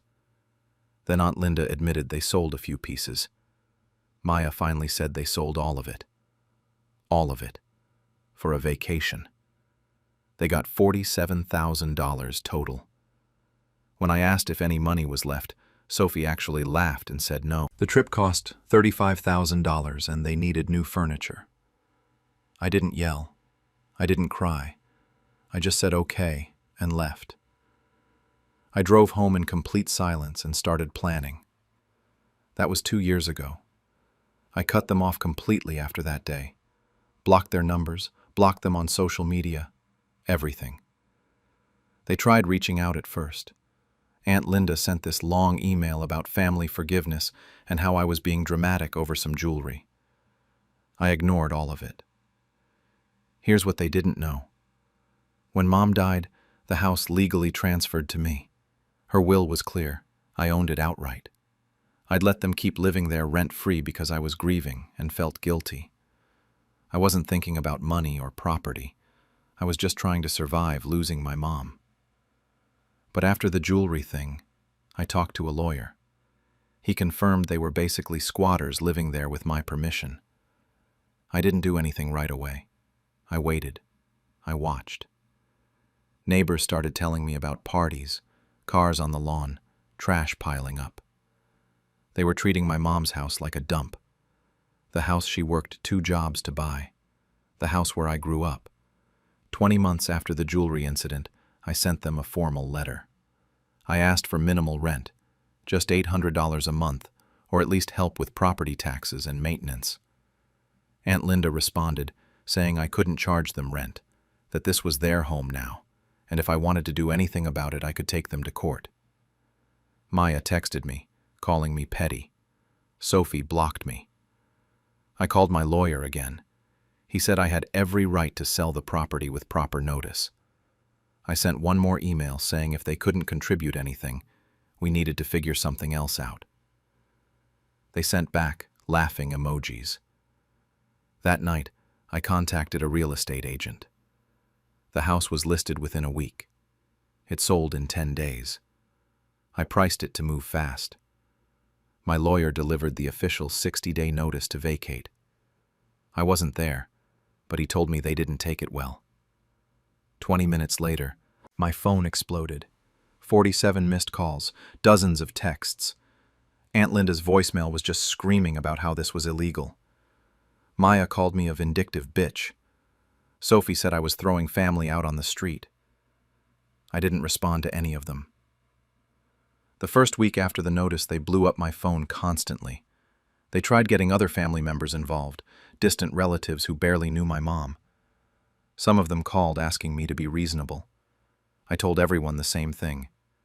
They sold $47,000 worth of family heirlooms for a vacation and trashed the house. I gave them 2 years rent-free. I was being more than reasonable. They threatened legal action, but their lawyer apparently told them they had no case.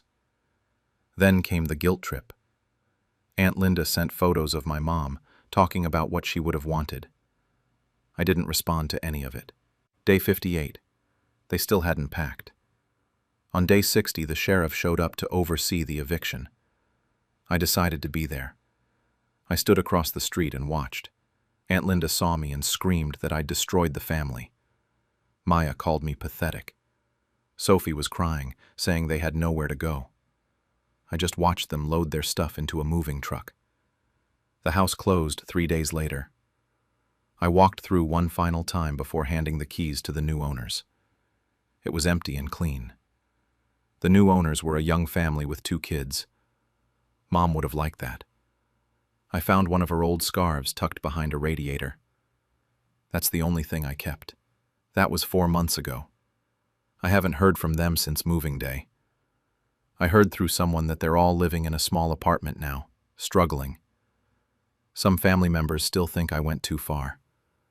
Others quietly told me they understood. People keep asking if I regret it.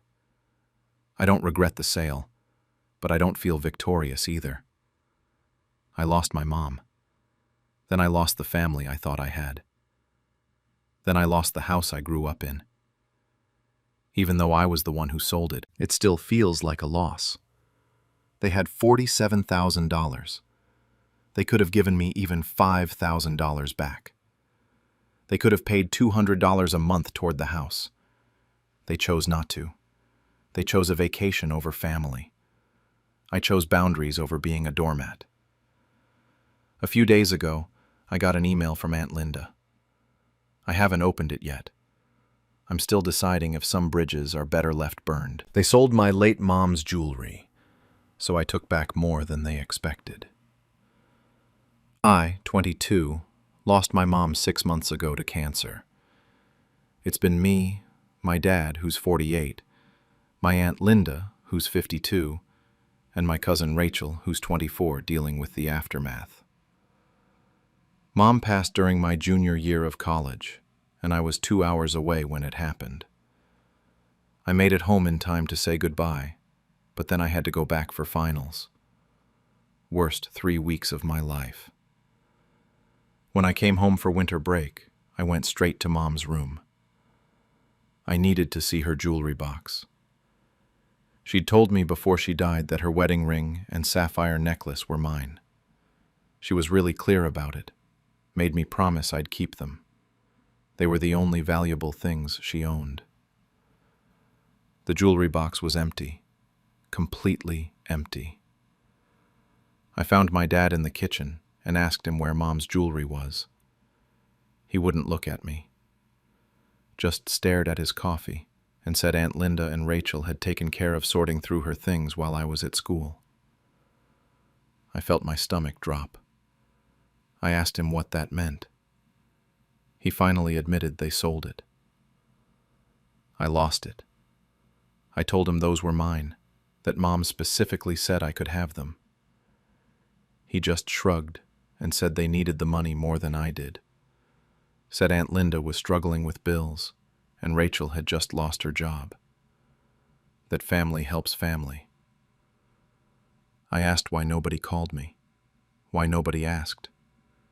He said I was dealing with school and grief, and they didn't want to bother me. I called Aunt Linda right there. She got defensive immediately, told me I was being selfish, that Mom would have wanted us to help each other out. I hung up on her. I spent the next day driving to every pawn shop in town. The third one, the owner recognized my description. 2 women had sold a gold wedding band and sapphire necklace about a month ago. He still had the necklace, but the ring had sold the previous week. He showed me the security footage timestamp. It was them. The necklace was $800. The ring had gone for $650. I had maybe $200 to my name. I stayed quiet after that, smiled at family dinners, pretended everything was fine. But I started saving every single dollar from my campus job. Over the next 4 months, I worked every shift I could get. I tutored kids in math, sold my textbooks, skipped meals. After 2 months, I had enough for the necklace. I bought it back and wore it under my shirts every single day. The pawn shop owner mentioned he knew a collector who'd bought the ring. He gave me a lead. Took me another 2 months to track it down and save up the $900 the guy wanted for it. More expensive than what they'd sold it for, but I didn't care. While I was at the pawn shop getting records for the sale, I found out they'd sold way more than just those 2 pieces. The receipt showed $2,100 total. Mom had pearl earrings, a gold bracelet, and a bunch of other stuff I didn't even know about. They sold everything within days of the funeral. This brings me to last month. Rachel got engaged to her boyfriend Kevin, who's 26. There was this big family dinner where they announced it, and everyone was celebrating. Then Rachel started talking about wedding plans and said she was going to wear Grandma's ring as her something old, the one Mom had supposedly left her. I just sat there staring at my plate. Rachel went on about how Mom had told her that Grandma wanted her to have it for her wedding day. My dad looked uncomfortable but didn't say anything. Aunt Linda was nodding along, super enthusiastic about the whole story. They'd created this entire fake narrative about the jewelry being family heirlooms passed down through generations. Rachel announced they were having an engagement party the following weekend at their house. I said I'd be there. I spent that week wearing Mom's ring on a chain under my shirt. The night before the party, I switched it to my finger. I put the necklace in my purse as backup proof. I knew exactly what I was going to do. They'd stolen from me, lied about it for months, and now they were going to use my mom's ring as a prop in their fake family story. I was done staying quiet. The party had maybe 30 or 40 people there. Extended family, Rachel's friends, Kevin's family. Rachel kept showing everyone her engagement ring and mentioning Grandma's vintage ring she'd be wearing at the wedding. She was literally showing people a photo of Mom's wedding ring on her phone, claiming it was hers now.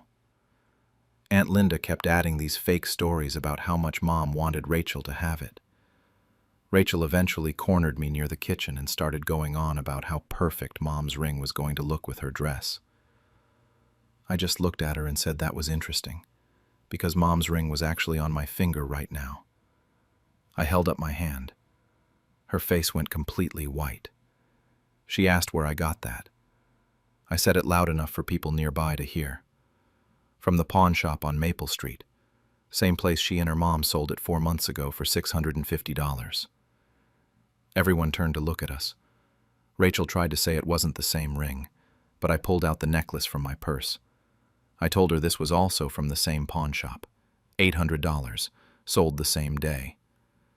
Then I mentioned the receipt with Aunt Linda's signature and the $2,100 total from selling all of Mom's jewelry. Kevin looked completely lost. My dad tried to calm everyone down and admitted he knew about it. Aunt Linda started yelling about how they were desperate and had bills to pay. Rachel ran off crying and Kevin followed her looking betrayed. The party ended pretty quick after that. Some family members apologized to me for not knowing what happened. My dad's sister told me Linda had asked her for money around the same time, claiming she was broke. But Linda had just bought a new car with a $3,000 down payment. That was 2 weeks ago. Rachel and Kevin postponed the engagement, and I heard he's reconsidering the whole thing. Aunt Linda blocked me on everything and told people I humiliated them on purpose. My dad keeps trying to apologize but also thinks I should have handled it privately. He says I destroyed Rachel's engagement and turned the family against Linda. Half the family thinks I was right. The other half thinks the public confrontation was too far. I still have Mom's jewelry, and I wear the ring every day. But I honestly don't know if what I did makes me the bad guy here. They took my college fund, so I took their retirement. I'm 25 and I need to tell you about what just happened with my parents and my older sister Rachel, who's 28. Last month, my parents asked me to come over to help them organize their retirement accounts. My dad is 58, Mom is 56, and they claimed that since I work in finance, they wanted someone trustworthy to manage things. My mom did her usual guilt trip voice about family responsibility. I was suspicious, but I agreed to look at their documents. They handed me these folders of paperwork, and I took them home. That night, sitting at my apartment with everything spread out on my table, I found it. Multiple retirement accounts and investment portfolios, roughly $400,000 total, all in my name. Not as a beneficiary, as the actual account holder, my social security number, my name, everything. I found text records showing they'd done this 3 years ago to dodge taxes and creditor issues from my dad's failed business venture. I need to explain how I got here. 7 years ago, when I was 18, I got accepted into my dream university. My grandparents had started a college fund for me, about $50,000. 2 months before I was supposed to start, my parents sat me down and told me they'd borrowed my entire college fund for Rachel's wedding. Their reasoning was that family supports family, that Rachel only gets married once, that I was smart and would figure it out. I was devastated, but they made me feel selfish for even being upset. Rachel knew the whole time and never said anything. She even thanked me at her wedding in front of everyone without asking me first. I worked 2 jobs through college. It took me 6 years instead of 4 because I could only afford part-time enrollment some semesters. I graduated with debt, despite scholarships. My parents never apologized, never offered to pay me back. Rachel got divorced after 3 years anyway. Now, staring at these documents, I realized they weren't asking for help. They were trapping me in their scheme. If their tax dodge went wrong, I'd be legally liable. The amount in those accounts was almost exactly what they stole from me, plus interest. I didn't sleep that night. I spent the next 2 weeks quietly consulting with a lawyer. He confirmed what I'd hoped. It was all legally in my name, and I had full control. The accounts were set up improperly, meaning my parents had no legal claim despite funding them. They'd basically gifted me this money by putting it in my name. They probably didn't understand the paperwork. My lawyer helped me file the proper transfer paperwork to secure sole ownership. I moved everything to new accounts they couldn't access. 3 weeks after they'd first handed me those documents, my dad called while I was at work. He was screaming, barely coherent. They'd tried to access one of the accounts and got locked out. I could hear my mom crying in the background, yelling about betrayal. They showed up at my apartment that evening, unannounced.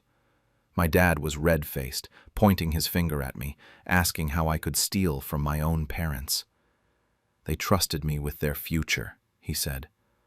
Mom was crying, playing victim, going on about everything they'd done for me. Rachel called mid-argument, and they put her on speakerphone so she could gang up on me too. I stayed calm, which made them angrier. I laid it out simply. They'd put $400,000 in my name, so legally it was mine. They gave it to me. Dad yelled that I knew what they meant, that this wasn't the intention. So I asked him about my college fund, asked him if that was meant for Rachel's wedding. First time I'd brought it up in years with that much edge. Mom tried to deflect, saying that was different.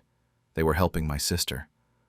I told them no, they stole from an 18-year-old to fund a party, that I worked 2 jobs for 6 years, ate 1 meal a day some weeks, and they never even apologized. Dad threatened to sue. I pulled out my lawyer's documentation and showed them it was airtight. I told him he'd committed tax fraud by putting assets in my name to hide them, that I didn't steal anything. Rachel's voice came through the phone asking if I was really going to ruin them over something that happened years ago. I looked at my dad and said it calmly. No, I just reclaimed what was stolen from mine. They left, my dad slamming the door, my mom still sobbing. It's been 2 months since that night.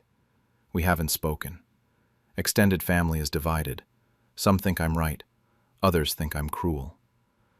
Rachel has been posting vague stuff on social media about forgiveness and family betrayal. My aunt, my dad's sister, reached out privately and said she's proud of me. Said they've always been entitled. My grandma, the one who started my original college fund, called me crying. She apologized for not protecting that money better. I kept the money in secure accounts, paid off my remaining student loans immediately, put a down payment on a small house, started my own proper retirement fund. I'm still working at the same finance job, doing well. Part of me feels guilty when I look at my new house. Part of me feels nothing at all. I keep replaying the conversation with my dad. You ruined our future, he said. But did I? They're both still working. Their house is paid off, and they have Social Security coming. They're not destitute, just not as comfortable as they'd planned. They could have asked me nicely, could have apologized for the college fund. Instead, they tried to trap me in their financial scheme. Some nights I think I did the right thing. Other nights I wonder if I'm just as bad as them. My aunt mentioned they're talking to lawyers, but she doesn't think they have a case. Mom keeps texting me Bible verses about honoring your parents. Rachel sent me a long email about how Mom cries every day. A few friends think I should give at least half back to keep the peace. My girlfriend says they made their bed. I blocked them all on social media last week. Yesterday, I got a letter in the mail from their attorney. It's sitting on my kitchen counter. I haven't opened it yet. I keep walking past it, making coffee, pretending it's not there. My lawyer said to forward it to him unopened. Tonight, I'm supposed to meet my girlfriend's parents for the first time. She doesn't know the full story about my family. The letter is still sitting there, and I still don't know if I'm the hero or the villain in this story. What they did to my college fund made me build my own empire instead. I, 26, recently received a text from my parents after 7 years of silence, and it brought back everything I've been trying to move past. My brother Marcus is 29 now, and my parents are in their mid-50s. This whole thing started when I was 19, about to enroll in college. I'd been working part-time jobs since I was 15. Every paycheck, I put money into my college fund. My parents had started it when I was born, but by the time I was a teenager, half of that account was my own savings. We're talking about $30,000 total. I was so careful with that money because I knew it was my ticket out. So when I sat down with my parents to discuss accessing the fund for tuition, I wasn't expecting what came next. They did that thing where they looked at each other first, and then my dad told me the money was gone. All of it. They'd used it to renovate Marcus's new house. He was starting a family, they said, and he needed it more than I did. My mom actually said I'd be fine, that I could just marry rich or take out loans like everyone else. I couldn't believe what I was hearing. I asked if Marcus could at least pay back my portion, the money I'd earned myself. My dad laughed. Actually laughed. He said Marcus needed every penny for the baby and the house. My mom added that this is what family does. We help each other. When I kept pushing back, she got annoyed and said I was being dramatic over just money. Marcus texted me later that day, telling me not to make a big deal out of it. That's when I knew none of them saw me as someone who mattered in this family. I moved out within a week, crashed on a friend's couch, blocked all their numbers, and sent one final email before cutting contact completely. I told them the same thing they told me. I'd be fine. That was 7 years ago. I haven't spoken to them since 3 weeks ago, when my mom found a way to reach me. I need to explain what those 7 years looked like because it wasn't pretty.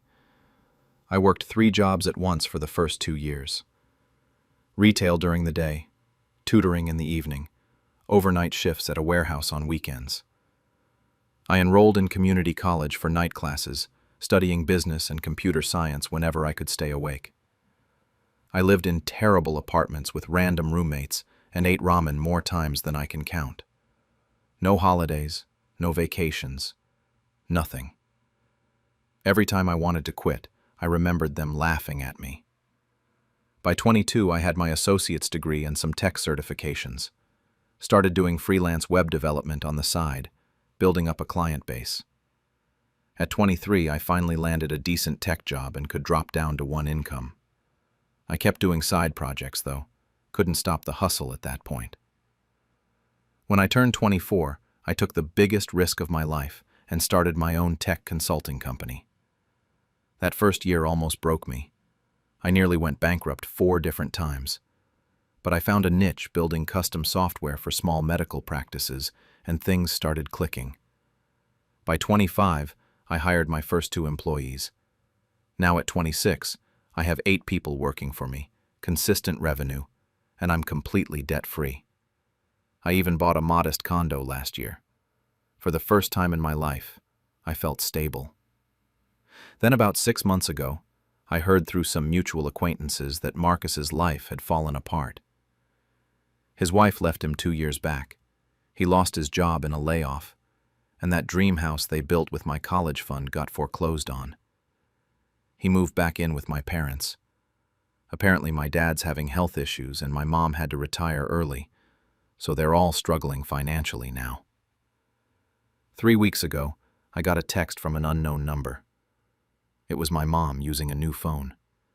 She acted like no time had passed at all, just casual small talk about how she heard I was doing well. I didn't respond. The messages kept coming over the next few days until my dad finally called. He mentioned his health problems and then got to the real point. They needed financial help. He actually said I owed them because they raised me. My mom got on the phone and mentioned Marcus needed support too, that he's still my brother. They wanted me to help them get back on their feet and maybe give Marcus a job at my company. I spent days trying to figure out what to do. Part of me wanted to gloat, to throw their own words back at them. Another part felt guilty because they're still my parents. I've been in therapy for 3 years now, so I talked to my therapist about it. She asked me what helping them would cost me emotionally. That's when I realized everything I built only exists because they forced me to do it alone. I agreed to meet them at a coffee shop. They showed up looking rough, tired, and aged in ways I wasn't expecting. Marcus came too, even though I only invited my parents. He immediately started asking about job opportunities at my company. My dad launched into their financial troubles while my mom pulled out an actual list of what they needed. Mortgage help, medical bills, Marcus's debts. They'd calculated everything. They needed over $50,000 right away. My mom kept saying we're family, and Marcus added that he'd do the same for me. I sat there listening to all of it. Then I told them that I learned family was just a word they used when they needed something, that I was never the priority. My dad cut me off and told me not to be disrespectful, that they raised me. I reminded him that half that college fund was money I earned. My mom brought up giving me a roof over my head, and I said I'd given myself everything else since then. Then I used their own words. I told them they were right 7 years ago when they said I'd be fine. I am fine, so they'll be fine too. Marcus lost it and caused a scene. My parents started crying. Other people in the coffee shop were staring. I just walked out with my hands shaking. That was 2 weeks ago. I blocked their numbers again. Marcus sent me angry texts calling me selfish before I blocked him too. Some extended family reached out, half supporting me and half saying I should forgive family. I don't know what I feel. Relief, maybe. Guilt, definitely. Yesterday, a letter arrived from my mom. It's been sitting on my kitchen counter unopened. I keep walking past it, and I still don't know if I should read it or throw it away. When my brother stole my college fund, I took away his dream job offer. I, 32, have always had a complicated relationship with my older brother Marcus, 35, but I never thought he'd be the reason I had to completely rebuild my life from scratch. Right now, I'm sitting in my office trying to process what just happened. I just rejected my brother from his dream job, and honestly, I feel pretty damn good about it. But I need to go back to explain how this all started. I was 18 when I found out. 3 weeks after my birthday, I went to the bank to check my college fund balance for the first time. My parents had always handled it, putting money away since I was born. I was excited, ready to see that number and start planning for school.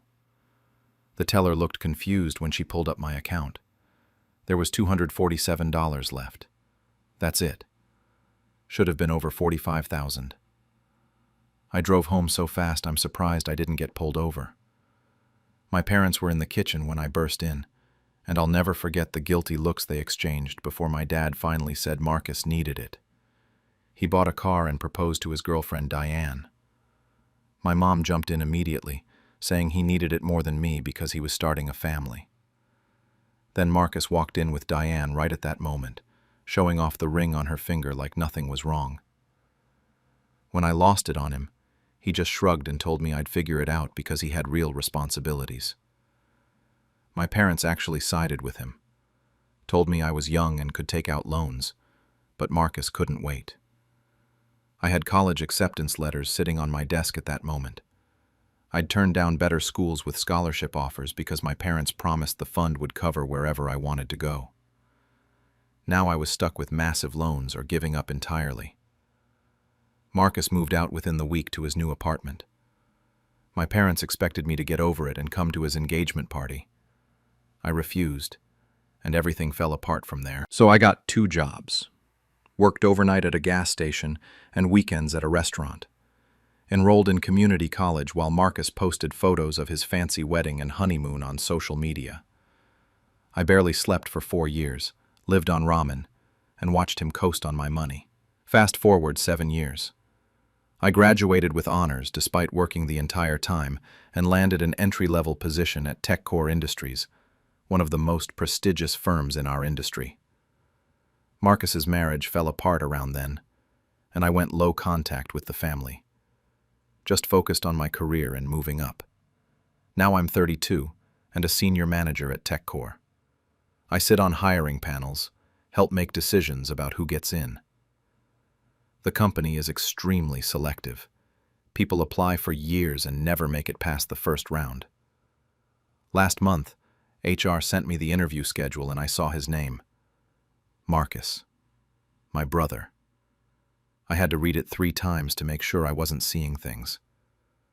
I did some digging and found out he'd been applying to TechCore for 3 years straight, always getting rejected early. This was his first time making it to final interviews. I volunteered to join his panel immediately. The day of his interview, I watched him through the glass in the waiting room. He was practicing answers to himself, looking nervous. He had no idea I worked there. We hadn't spoken in years. When he walked into the conference room and saw me, his face went completely white. He stammered something about not knowing I worked here. I kept it professional and told him we should begin. He stumbled through the whole thing. I asked him questions about ethical decision-making and handling borrowed resources. He got defensive, without even realizing I was backing him into corners.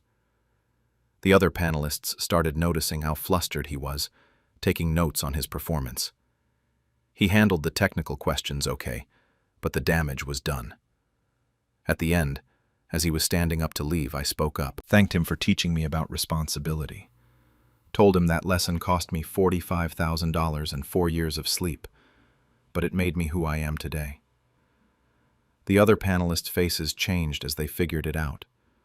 Marcus went red and tried to say something about it being a long time ago. I just thanked him for coming in and said we'd make our decision by end of week. He walked out looking like he wanted to disappear.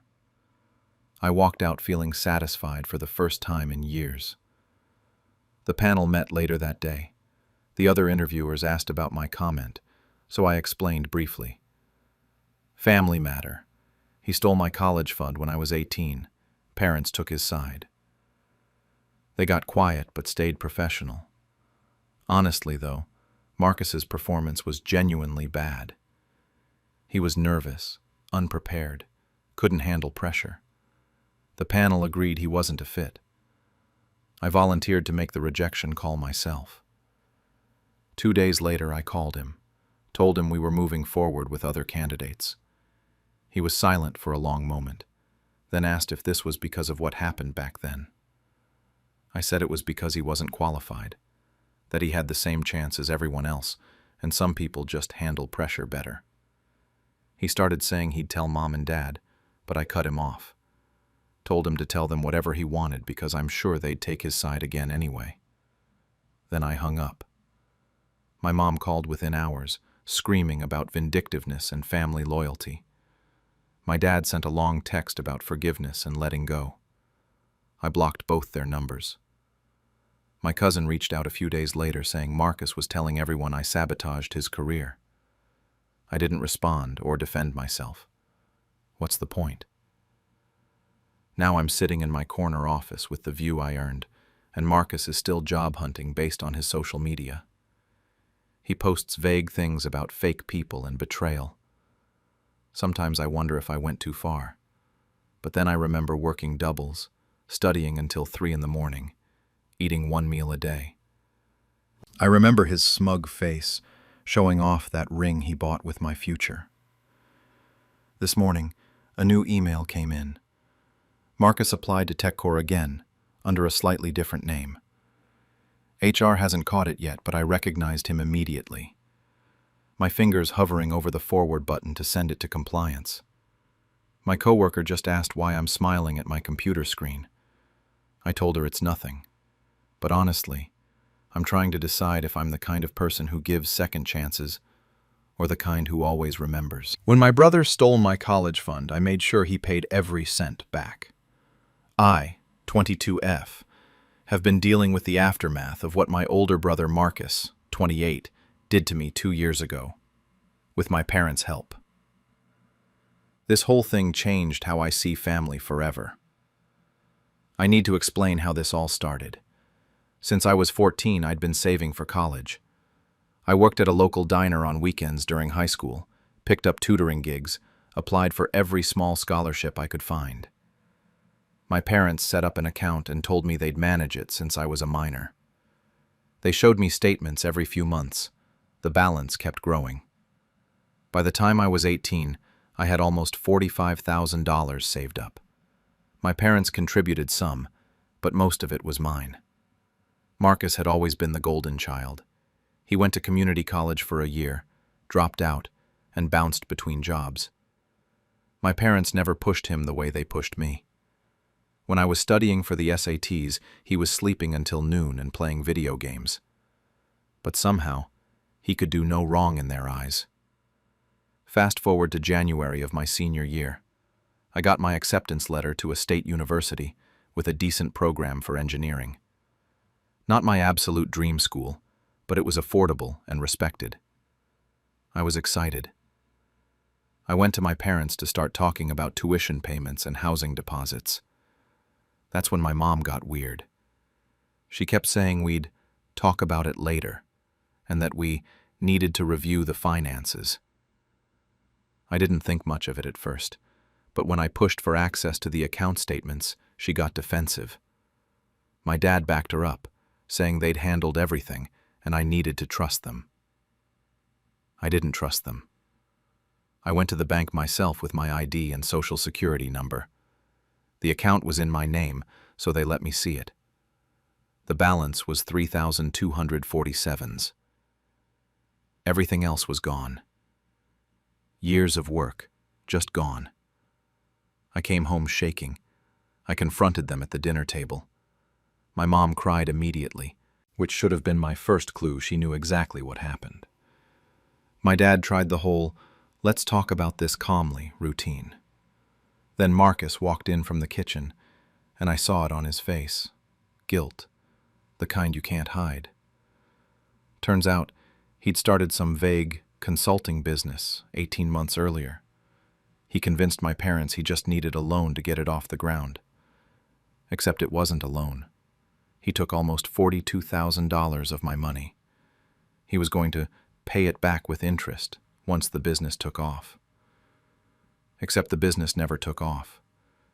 It never even really existed.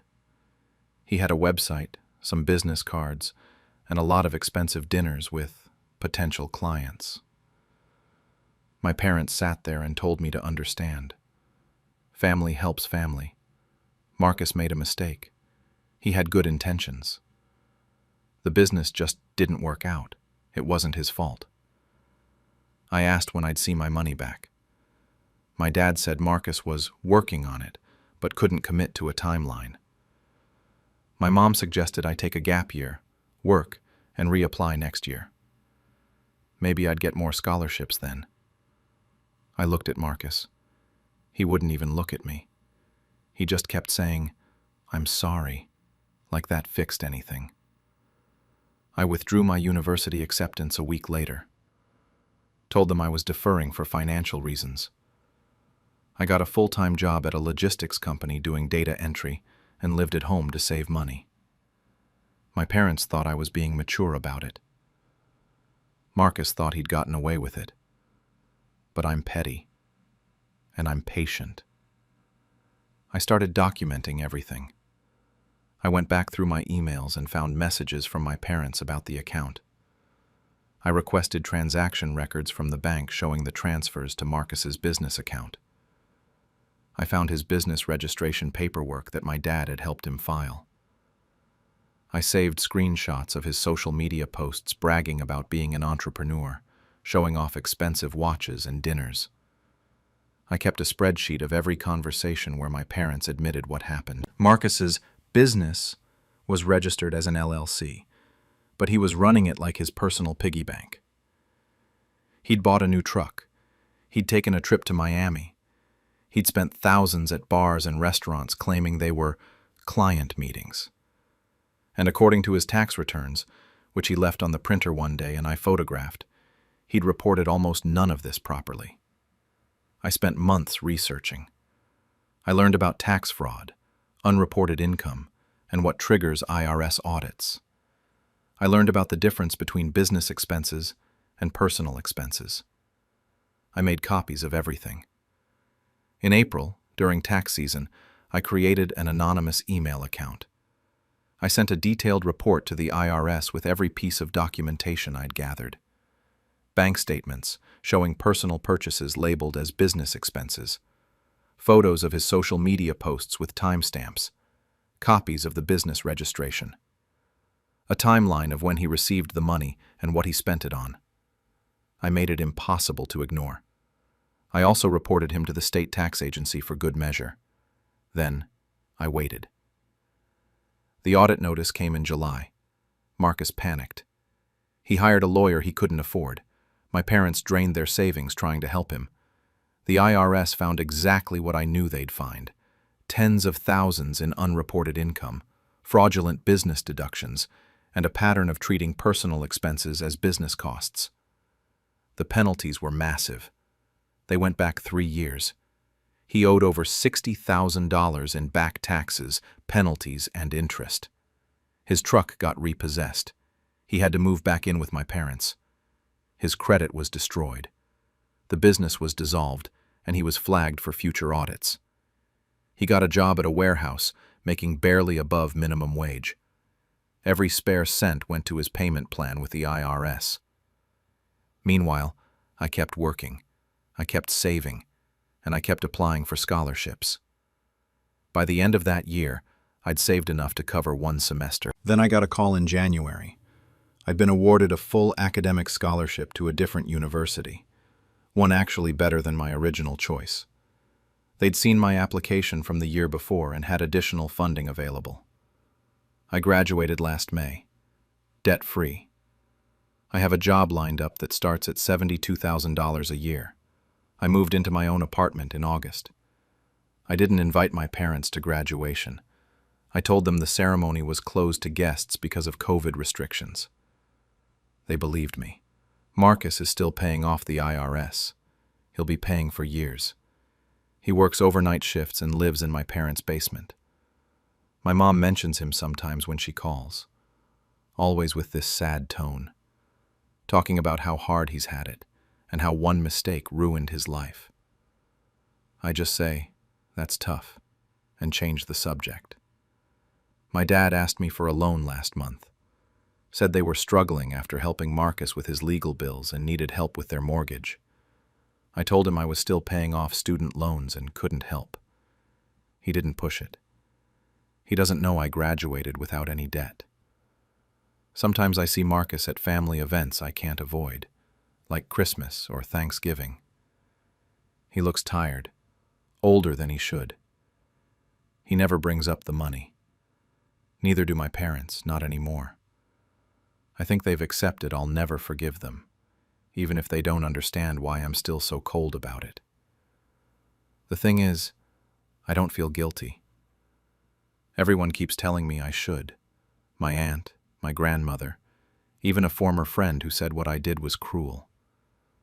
But they didn't work since they were 14 just to watch someone steal from them. They didn't sit at that dinner table and get told to understand while their future got stolen. I sleep fine at night. Better than fine, actually. Marcus still doesn't know it was me. My parents don't know. As far as they're concerned, the IRS randomly selected him for an audit and found what they found. Sometimes I wonder if I should tell him. If I should let him know that every payment he makes, every late-night shift, every year of struggling, that's all because I made sure he paid back what he stole. But then I think, what would be the point? The outcome is the same either way. He's paying for what he did. Whether he knows I orchestrated it or thinks it was bad luck doesn't change anything. Though I'll admit, there's a part of me that wants him to know, that wants to see his face when he realizes his little sister wasn't as forgiving as everyone thought. that wants my parents to understand that family helps family goes both ways, and they chose wrong. I haven't decided yet. Maybe one day I'll tell them. Maybe at another family dinner, when Marcus complains about his payment plan or my parents hint that I should help out. Maybe I'll just smile and say, "You know, it's funny how things work out sometimes." Or maybe I'll keep it to myself forever. Either way, I got what I wanted. My degree, my future, and the satisfaction of knowing that justice, even the kind you have to create yourself, is real. So I guess my question is, do I tell them? Does Marcus deserve to know it was me, or is the punishment enough on its own? And am I wrong for not feeling even a little bit bad about it? When my mom sold my inheritance, I sold her secrets. I, 27F, never thought I'd be the person to destroy my own mother's life. But here we are. My mom, Linda, is 52, and her husband, Greg, is 48. My dad died when I was 19, and that's when everything started going wrong. Let me back up. Growing up, my mom always acted like we were barely scraping by. She worked as a nurse, complained about bills constantly, and made me feel guilty anytime I asked for anything. When my dad had his heart attack, I was a sophomore in college. He was only 46. The grief was overwhelming, but my mom kept telling me we'd be okay because he had life insurance and the house was paid off. She said it was all going to me eventually since I was an only child. 6 months after the funeral, my mom started dating Greg. He seemed nice enough at first, always talking about his business ventures and how he was going to make it big. They got married less than a year after my dad died. I thought it was too fast, but I was dealing with my own grief and trying to finish school. That's when things got weird. My mom stopped talking about money problems. She bought new furniture, a new car, went on vacations with Greg. I asked her about it once, and she said Greg's business was doing well, and he was taking care of us. I was happy for her, honestly. I thought she deserved some happiness after losing Dad. I graduated college at 23 and moved back home temporarily while I looked for jobs. That's when I started noticing documents around the house. Property sale records, bank statements, all in my mom's name. I confronted her one night after Greg went to bed. She broke down and admitted everything. The life insurance payout was $300,000. The house sold for another $425,000. She'd taken all of it and given it to Greg to invest in his business. She said it was for our future and that I'd benefit when the business took off. I asked her why she didn't tell me. She said I was too young to understand financial decisions, and that as my mother, she had the right to manage my dad's estate. Here's the thing. My dad's will specifically said the life insurance and house proceeds were for me, to be held in trust until I turned 25, with my mom as trustee. She was supposed to use it for my education and then give me the rest. Instead, she drained everything the moment she got access, and didn't put a single dollar toward my student loans. I moved out the next week, found a tiny studio apartment and cut contact with both of them. My mom called crying, saying I was being dramatic and that I'd understand when I was older. Greg called me ungrateful. I blocked them both. 3 months earlier, before that final conversation with my mom, I'd started working as a junior analyst at an investigative firm that specialized in corporate fraud. It wasn't my dream job, but it paid the bills, and I was good at digging through documents.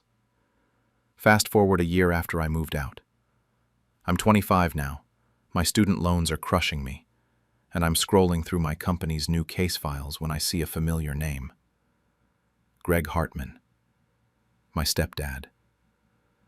The firm had been hired by one of his business partners who suspected financial misconduct. I should have recused myself. I know that. But I didn't. Instead, I volunteered to help with the preliminary document review. And what I found was worse than I imagined. Greg wasn't just running a legitimate business. He'd created a web of shell companies to hide income, was claiming personal expenses as business deductions, and had been underreporting revenue for years. We're talking serious tax fraud, the kind that gets you federal prison time. And my mom was listed as co-owner on half of these entities. Her nurse's salary was being funneled through fake companies to reduce their tax burden. I sat on this information for 2 weeks. I knew what it would do to her. But every time I felt guilty, I'd log into my student loan account and see the $87,000 I still owed. Money that should have been paid off with my inheritance. Money she'd given to a criminal to fund his fraud. I made copies of everything, anonymized my involvement, and sent it all to the IRS, the state tax board, and the county prosecutor's office. The investigation took 6 months. I watched from a distance as their business got audited, then shut down. Greg got arrested. My mom wasn't charged criminally, but she was liable for the back taxes and penalties as a co-owner. We're talking hundreds of thousands of dollars. They lost everything. The fancy house they'd bought in the suburbs, the one purchased with my inheritance, got seized. Greg's cars, gone. My mom's savings, wiped out to pay lawyers. She called me from a restricted number about a month ago. I almost didn't answer, but curiosity got the better of me. She was crying, saying Greg was probably going to prison and she had nowhere to go. She'd been staying with friends, but had burned through all her options. She asked if she could stay with me, just temporarily, until she got back on her feet. I let her finish her whole sob story, about how they'd lost everything unfairly, how the government was destroying them over accounting mistakes, how she was my mother and I owed her.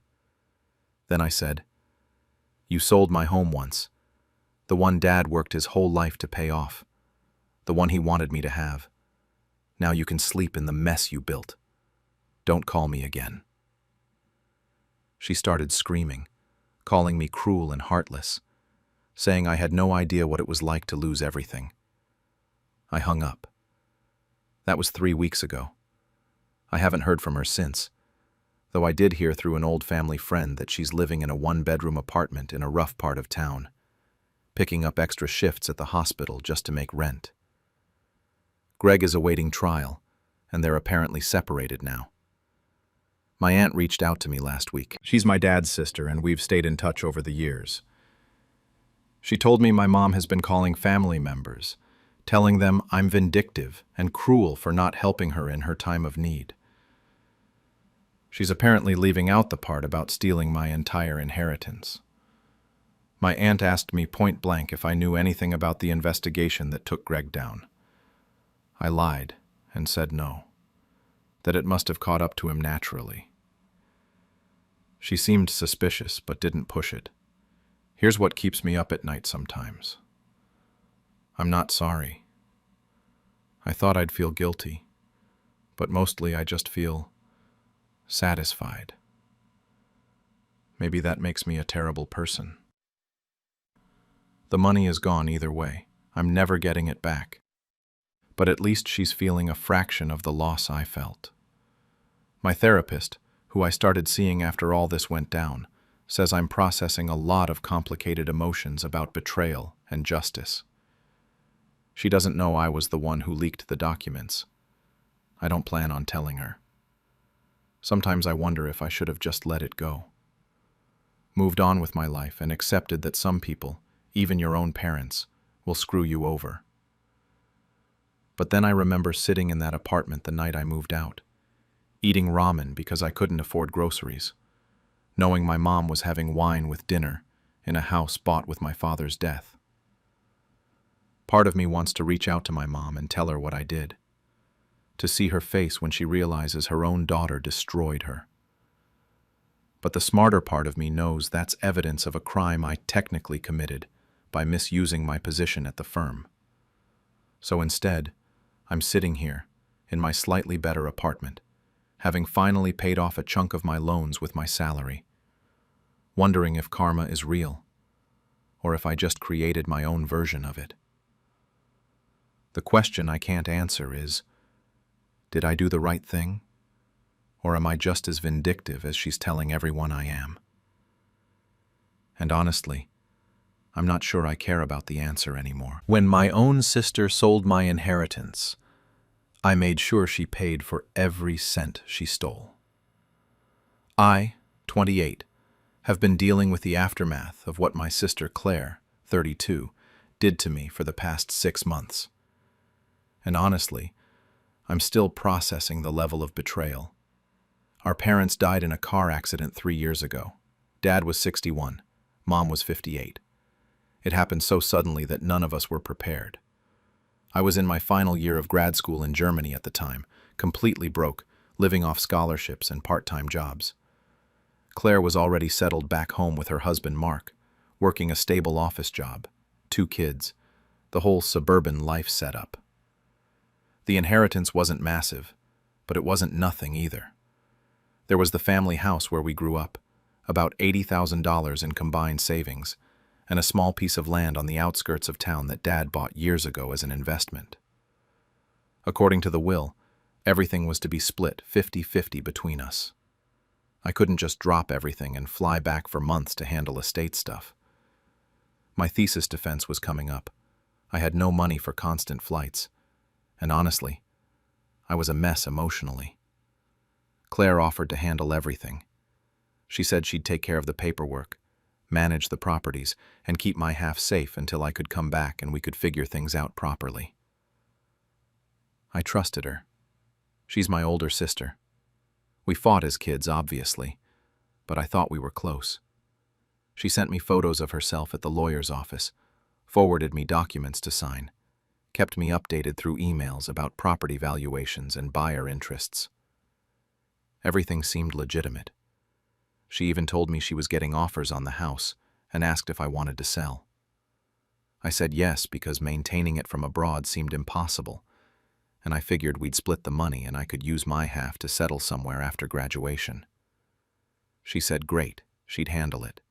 Then I graduated, got a job offer back home, and decided to move back. I emailed Claire saying I'd be home in 2 months and we should finally sit down and sort out all the inheritance details. Her response was weird. Short. Just, okay, we'll talk when you're here. I should have known something was wrong. When I finally landed and called her to meet up, she kept making excuses. Too busy with the kids. Mark wasn't feeling well. Work was crazy. After 2 weeks of this, I just showed up at her house unannounced. That's when she told me. Sitting in her renovated kitchen, in her nice house with new appliances, she told me the family house had been sold 1.5 years ago. The land was transferred to Mark's name because it made sense for tax purposes. And my share of everything? Gone. Spent on family expenses and keeping everything maintained. I just stared at her. I asked her to show me the documents, the bank statements, anything. She got defensive immediately, started saying I had no right to question her after abandoning the family to go study abroad, that I wasn't there when she was dealing with everything alone, that I didn't even come back for the funeral properly, just flew in and out in 3 days. That last part hurt because it was true, but only because I literally couldn't afford to stay longer. I asked about the money from the house sale. She said most of it went to paying off debts our parents had that I didn't know about. I asked to see proof. She told me to stop accusing her of lying. Then she said something that made my blood run cold. Besides, everyone knows you didn't really care about Mom and Dad anyway. You left. I was the one who took care of them. I deserve more. I left her house shaking. I didn't yell, didn't argue, just left. That night I started going through everything. Every single email, text message, and document Claire had sent me over the past 3 years. I created a folder on my laptop and organized it all chronologically. And that's when I saw it. There were documents I'd never actually signed. Documents where my signature looked similar but was clearly not my handwriting. She'd forged my signature on the land transfer papers, on the house sale agreement, on documents waiving my right to be present during estate proceedings. I'm not an idiot. I know what my own signature looks like, and I remember what I signed. These weren't it. I found emails where she explicitly promised to keep my half of the house sale safe in a separate account for me. Text messages where she sent me exact figures of what my share would be. $180,000 total when everything was combined. She'd even sent me a photo of a supposed bank statement showing the money set aside. I took screenshots of everything. I backed it all up in 3 different places. Then I called a lawyer. Not a family friend, not someone who knew us. A proper litigation attorney who specialized in estate fraud. I showed him everything. He looked at me and said, "This is textbook inheritance theft with forged documents. You have a very strong case." I filed the lawsuit quietly. Didn't tell Claire. Didn't tell any relatives. Just filed it and waited. Meanwhile, Claire started spreading rumors.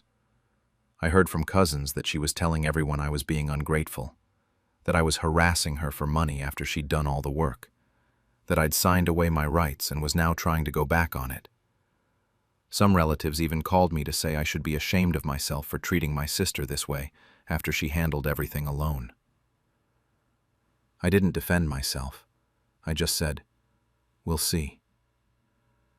The court summons arrived at her house on a Tuesday morning.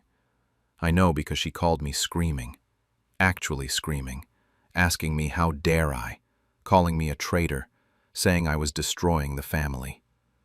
I just said, "See you in court, Claire." Her lawyer tried to get me to settle out of court, offered me $30,000 to drop it. I said no. They came back with $50,000. I said no. My lawyer told them we were going to trial, and we had all the evidence we needed. The first court date was 3 months later. I showed up with my lawyer and binders full of evidence. Claire showed up with Mark, her lawyer, and this smug expression like she thought she'd already won. The judge asked for my evidence. We presented the emails, the text messages, the forged signatures, the original documents I'd actually signed versus the ones submitted to the estate proceedings. We had a handwriting expert testify. We had the bank statements showing Claire deposited the full house sale amount into her and Mark's joint account with 0 separation for my half. I watched Claire's face change as each piece of evidence was presented. The smugness disappeared. She went pale. She kept whispering frantically to her lawyer. Her defense was that I'd given her verbal permission to make decisions, and that the signatures were just her helping me since I was abroad. Her lawyer tried to argue I'd abandoned my responsibilities and she'd acted in good faith. The judge didn't buy it, not even a little bit. The ruling took 2 weeks. When it came, it was everything I wanted. The judge ruled that Claire had committed fraud and misappropriation of inheritance. She was ordered to pay me my full share of everything. $180,000 plus 3 years of interest and my legal fees. She didn't have it. Not even close. Turns out she and Mark had spent my inheritance on house renovations, a new car for him, private school tuition for the kids, and a vacation to Europe. She had to sell Mark's car. Then she had to take out a loan using their house as collateral. It took 4 months, but I got every cent she owed me plus the legal fees. The family drama that followed was insane. Half the relatives stopped talking to me, saying I'd destroyed my sister's life over money. The other half quietly reached out to apologize for believing her stories. A few admitted they'd thought something was off about her version of events, but didn't want to get involved. My aunt, Dad's sister, told me she was proud of me for standing up for myself. That made me cry because she was the only one who said it. Claire and Mark had to pull their kids out of private school. I felt bad about that for maybe a day, then remembered she literally stole from me and lied about it for years while playing victim. We don't talk anymore, at all. She blocked me on everything. At family gatherings, she either doesn't show up or shows up and completely ignores me. She'll talk to everyone else, laugh, act normal, but treats me like I'm invisible. Honestly, I'm fine with it. I tried to be reasonable. I trusted her. She chose to betray that trust and then double down by lying to everyone about it. The money I got back went into investments and a down payment on my own small apartment. Nothing fancy, but it's mine. Sometimes I think about what would have happened if I hadn't kept those emails.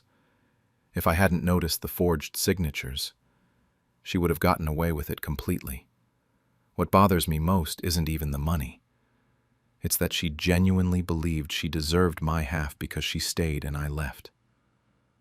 Like my education, my life choices, my absence somehow meant I was less entitled to what our parents left us. Mark apparently blames me for their financial problems now. I heard through a cousin that he calls me a vindictive bitch at family events. Claire just goes quiet when my name comes up. Part of me wonders if I should have tried to settle outside of court, if I should have taken the $50,000 offer and just moved on. It would have been less drama, less family destruction. But then I remember her face when she told me I didn't care about our parents, when she looked me in the eye and lied, when she turned the whole family against me. No, I don't regret it. The question I keep asking myself, though, if she had just been honest from the start, if she'd said she needed help or wanted to negotiate a different split because she'd handled everything, would I have worked something out with her? Maybe. Probably, actually. But was I wrong for taking it as far as I did? Was I supposed to just let it go because she's family? When my parents sold my car behind my back, I sold their secret instead. I, 23, had just finished my junior year of college when my parents, Dad, 52, and Mom, 49, decided to teach me a lesson about family responsibility that I'll never forget. I worked my ass off for that car. Campus library shifts, weekend restaurant gigs, summer internships. I scraped together $3,000 to buy a used 2015 Honda Civic. Nothing fancy, but it was mine. Registered in my name, paid for with my money. My parents hated it. They kept making comments about me getting too big for my britches and how I was becoming too independent. Looking back, that should have been a red flag. One weekend, I drove to their place and left my car there while I caught a ride with friends to visit some people from school. Thursday to Sunday, no big deal. Saturday afternoon, my mom texts asking where the car title is.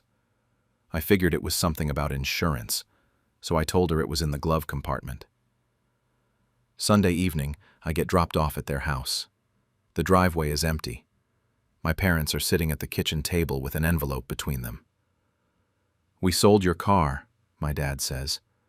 "The Johnsons down the street needed one for their daughter, and we needed help with some bills." They handed me $500 cash from the $3,000 sale, kept $2,500 for themselves. "We're family," my mom added. "Family helps each other. You're still living under our roof when you're home from school, so we thought you'd understand." My dad leaned back in his chair. "Besides, you're getting too independent anyway. This will help you remember where you come from." I didn't yell. I didn't cry. I just stared at them and said, "Okay, I understand." Then I went to my room. They looked confused that I wasn't fighting back. I could hear them murmuring in the kitchen, probably expecting me to come back down and make a scene. That night, lying in bed, a memory surfaced.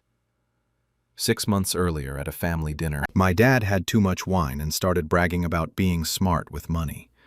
He told me he ran his contracting side business under my mom's name and social security number because he owed back child support from a previous marriage and had wage garnishment issues.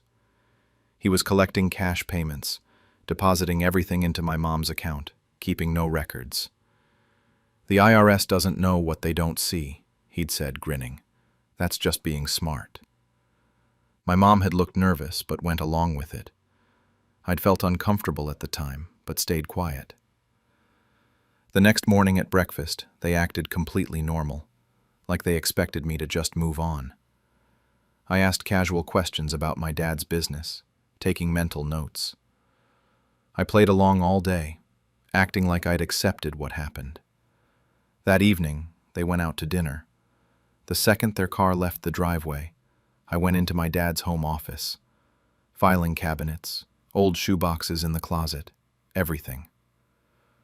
I found text message screenshots on an old iPad he'd left signed in, receipts for cash jobs tucked inside books, a whole notebook with payment records in his handwriting.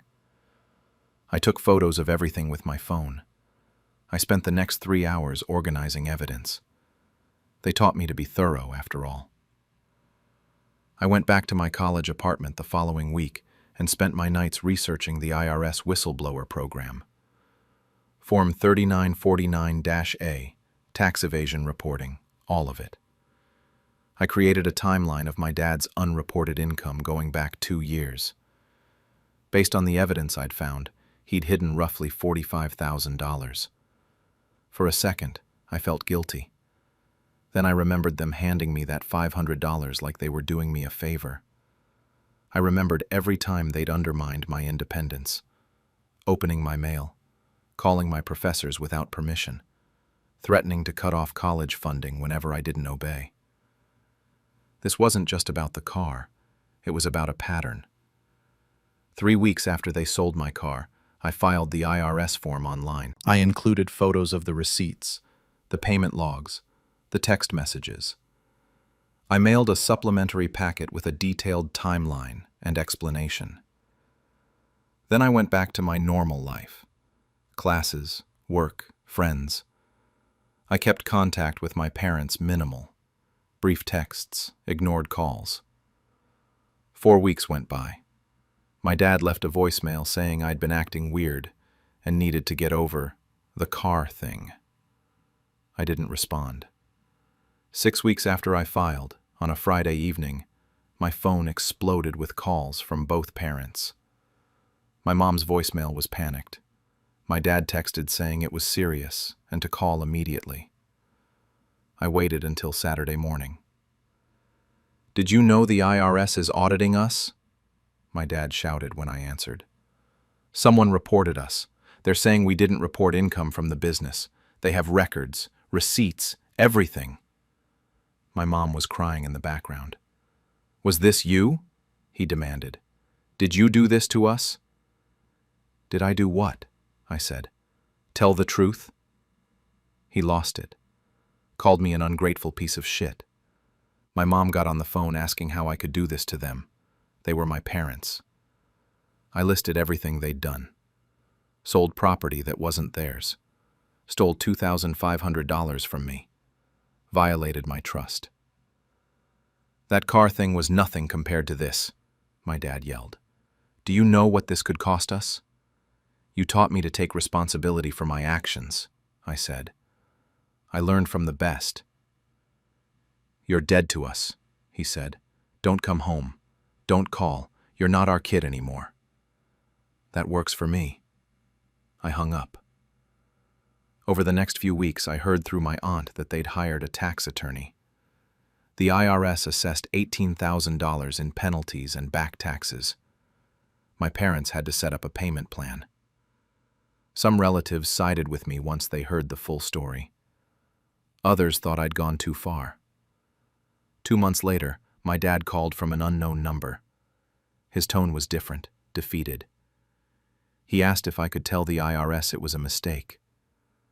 My mom got on the phone saying they were struggling, might lose the house. "You should have thought about that before you sold my car and kept my money," I said, and blocked their numbers. 3 months after the IRS letter, I bought myself a 2017 Toyota Corolla for $6,500.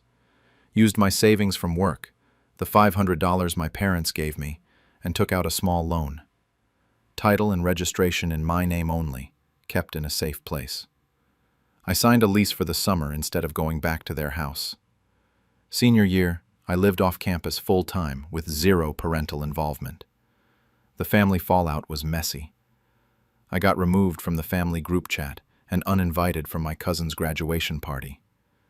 My aunt kept texting saying, "Everyone makes mistakes and they're still my parents." My younger brother, 19, Called me once to say I didn't have to nuke them like that. He's still financially dependent on them, so I get why he's angry. We don't talk much anymore. Through relatives, I heard my parents are still paying the IRS in installments. They'll be paying for 3 more years. My dad had to shut down his side business completely. My mom went back to work full-time. They almost lost the house but managed to refinance. They're telling everyone I'm an ungrateful kid who destroyed the family over one mistake. Some people in their community believe them. Others know the full story. My grandparents came to my graduation. My parents weren't invited. I don't regret reporting them to the IRS, but losing most of my family has been harder than I expected. I sleep fine most nights. The relationship was already unhealthy. The car was just the breaking point. 8 months after everything started, I got a voicemail from my mom. She called from an unknown number. Said my dad didn't know she was reaching out. She said she understood why I did it, that maybe they pushed too hard, that maybe they forgot I wasn't a child anymore. She said she'd been thinking about things differently. I haven't called her back yet. I'm in a new city now, 6 hours away, starting a new job. I have my own car, my own apartment, and I'm completely financially independent. No contact with my dad. Complicated feelings about my mom. My brother and I barely talk. Some family relationships are burned, others are hanging by a thread. Part of me wonders if I should call my mom back. The other part thinks it would just open the door to more manipulation. Then I remember my dad's face when he handed me that $500, like he was doing me a favor. And I remember exactly why I made that call to the IRS. I don't know if we'll ever speak again. I don't even know if I want to. But I do know one thing. They'll never take anything from me again. When my parents took my college fund for my brother, I took away their golden boy's future. I, 22, have spent my entire life watching my parents worship my brother Derek, 26, like he's some kind of messiah, while treating me like an afterthought. Growing up, Derek could skip school and they'd laugh it off. I'd get a B+ and get lectured about not applying myself. He wrecked Dad's car at 17, and somehow I was the one who lost privileges for being a bad influence. The favoritism was so obvious that even teachers at school noticed it during parent conferences. But I kept my head down and worked hard anyway. Maintained a 3.8 GPA, got into my dream college, and thought maybe, finally, I'd earn some recognition. My late grandparents had set up a college fund for me when I was born, $43,000. It was supposed to be my ticket to a good education without drowning in debt. 2 months before I was supposed to start college, I sat down with my parents to go over the fund details and plan out tuition payments. That's when everything fell apart. Dad couldn't look at me. Mom kept fidgeting with her coffee cup. I asked what was wrong, and there was this long, horrible silence. Finally, Dad said they'd needed to use some of the money. I asked how much. More silence. That's when Mom jumped in and said they'd used it for Derek's wedding and honeymoon. All of it. The entire fund was gone.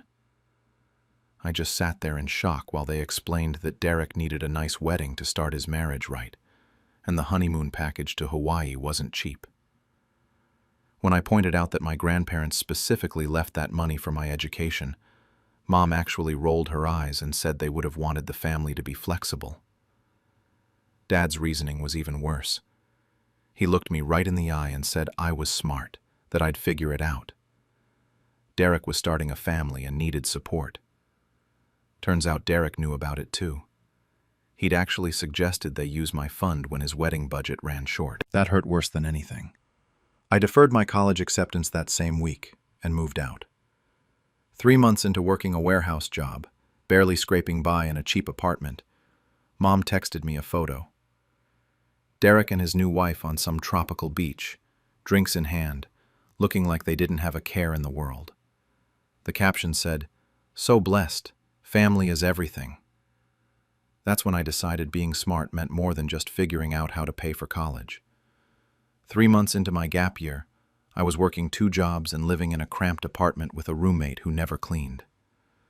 My parents would occasionally text asking when I'd get over it, like they'd borrowed $20 instead of stealing my entire future. One night, I couldn't sleep and started researching. My grandparents had set up that fund as an educational trust with specific terms. Misusing those funds had legal implications I hadn't even considered. That's when I started gathering evidence. Bank statements, withdrawal records, the original trust documentation from my grandparents' lawyer. I even screenshot my parents' Facebook posts about helping with the wedding and Derek's honeymoon photos that lined up perfectly with the withdrawal amounts. 5 months after the theft, Derek messaged me out of nowhere. He and his wife were buying a house. He sent me the listing for this expensive suburban home and said Mom and Dad were so proud. Even had the nerve to say I could visit once they were settled. That's when it clicked. Banks do thorough financial background checks for home loans, especially when large gifts are involved. They need to verify the source of funds. 1 week after Derek submitted his loan application, I sent an anonymous package to the bank. Every piece of documentation showing the $43,000 gift came from misappropriated educational trust funds. I sent copies to the IRS too, along with details about improper distribution and potential gift tax violations. Derek's loan got denied within days. The bank demanded full documentation of where the gift money came from. My parents received an audit notice from the IRS. Derek called me screaming, demanding to know what I'd done. I played dumb at first, but he figured it out pretty quickly. My parents demanded an emergency family meeting. We all sat in their living room and they looked terrible, stressed, pale, scared. Mom accused me of ruining Derek's life over money.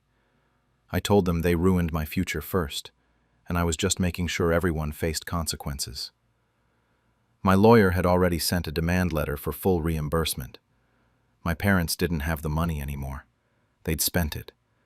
Derek begged me to drop everything, promised they'd pay me back somehow. But I reminded him that he knew what they were doing. He'd suggested it. They agreed to a settlement to avoid court, but the IRS audit continued anyway. Derek's marriage started showing cracks. And me? I sat alone in my apartment, staring at my college acceptance letter, waiting for that first tuition payment to clear. 8 months after I sent those documents, I'm halfway through my first semester of college. The settlement got me $30,000 back. My parents are on a payment plan for the rest. We haven't spoken in months. The IRS audit hit them with penalties and back taxes. Their retirement savings took a serious hit. Derek and his wife are still renting because they can't qualify for a loan now. I heard through my aunt that his marriage is strained. His wife's family knows the whole story, and apparently it's caused issues. My aunt on Dad's side reached out to support me. Turns out my parents pulled similar stuff with her years ago. There's apparently a long pattern of sacrificing everyone else for Derek's benefit. Half the extended family thinks I was justified. The other half thinks I went nuclear. Most just avoid the topic entirely. College is going well academically, but it feels empty sometimes. My classmates talk about their parents visiting or helping them move. I spent Thanksgiving with my roommate's family because I had nowhere else to go. Sometimes late at night, I wonder if I went too far. Then I remember my parents never once apologized. They still think they did nothing wrong. Last week, Mom sent her first message in months. Dad's dealing with some health issue and medical bills are piling up. She didn't directly ask for money, but the implication was clear. I've been staring at that message for days, not sure what to do. I found out through Facebook that Derek's wife is pregnant. I'm going to be an aunt or uncle, and I've never even properly met her. I wonder if I'll ever be allowed in that kid's life, or if I'll just be the villain in family stories. People keep asking if I regret what I did. Honestly, I don't know anymore. I I got my education. I got justice. I destroyed my family in the process. Was it worth it? Some nights I think yes. Other nights, I'm not so sure. Mom just called. First actual phone call, not a text. It's ringing right now, and I'm sitting here frozen, staring at her name on my screen. I don't know if I should answer.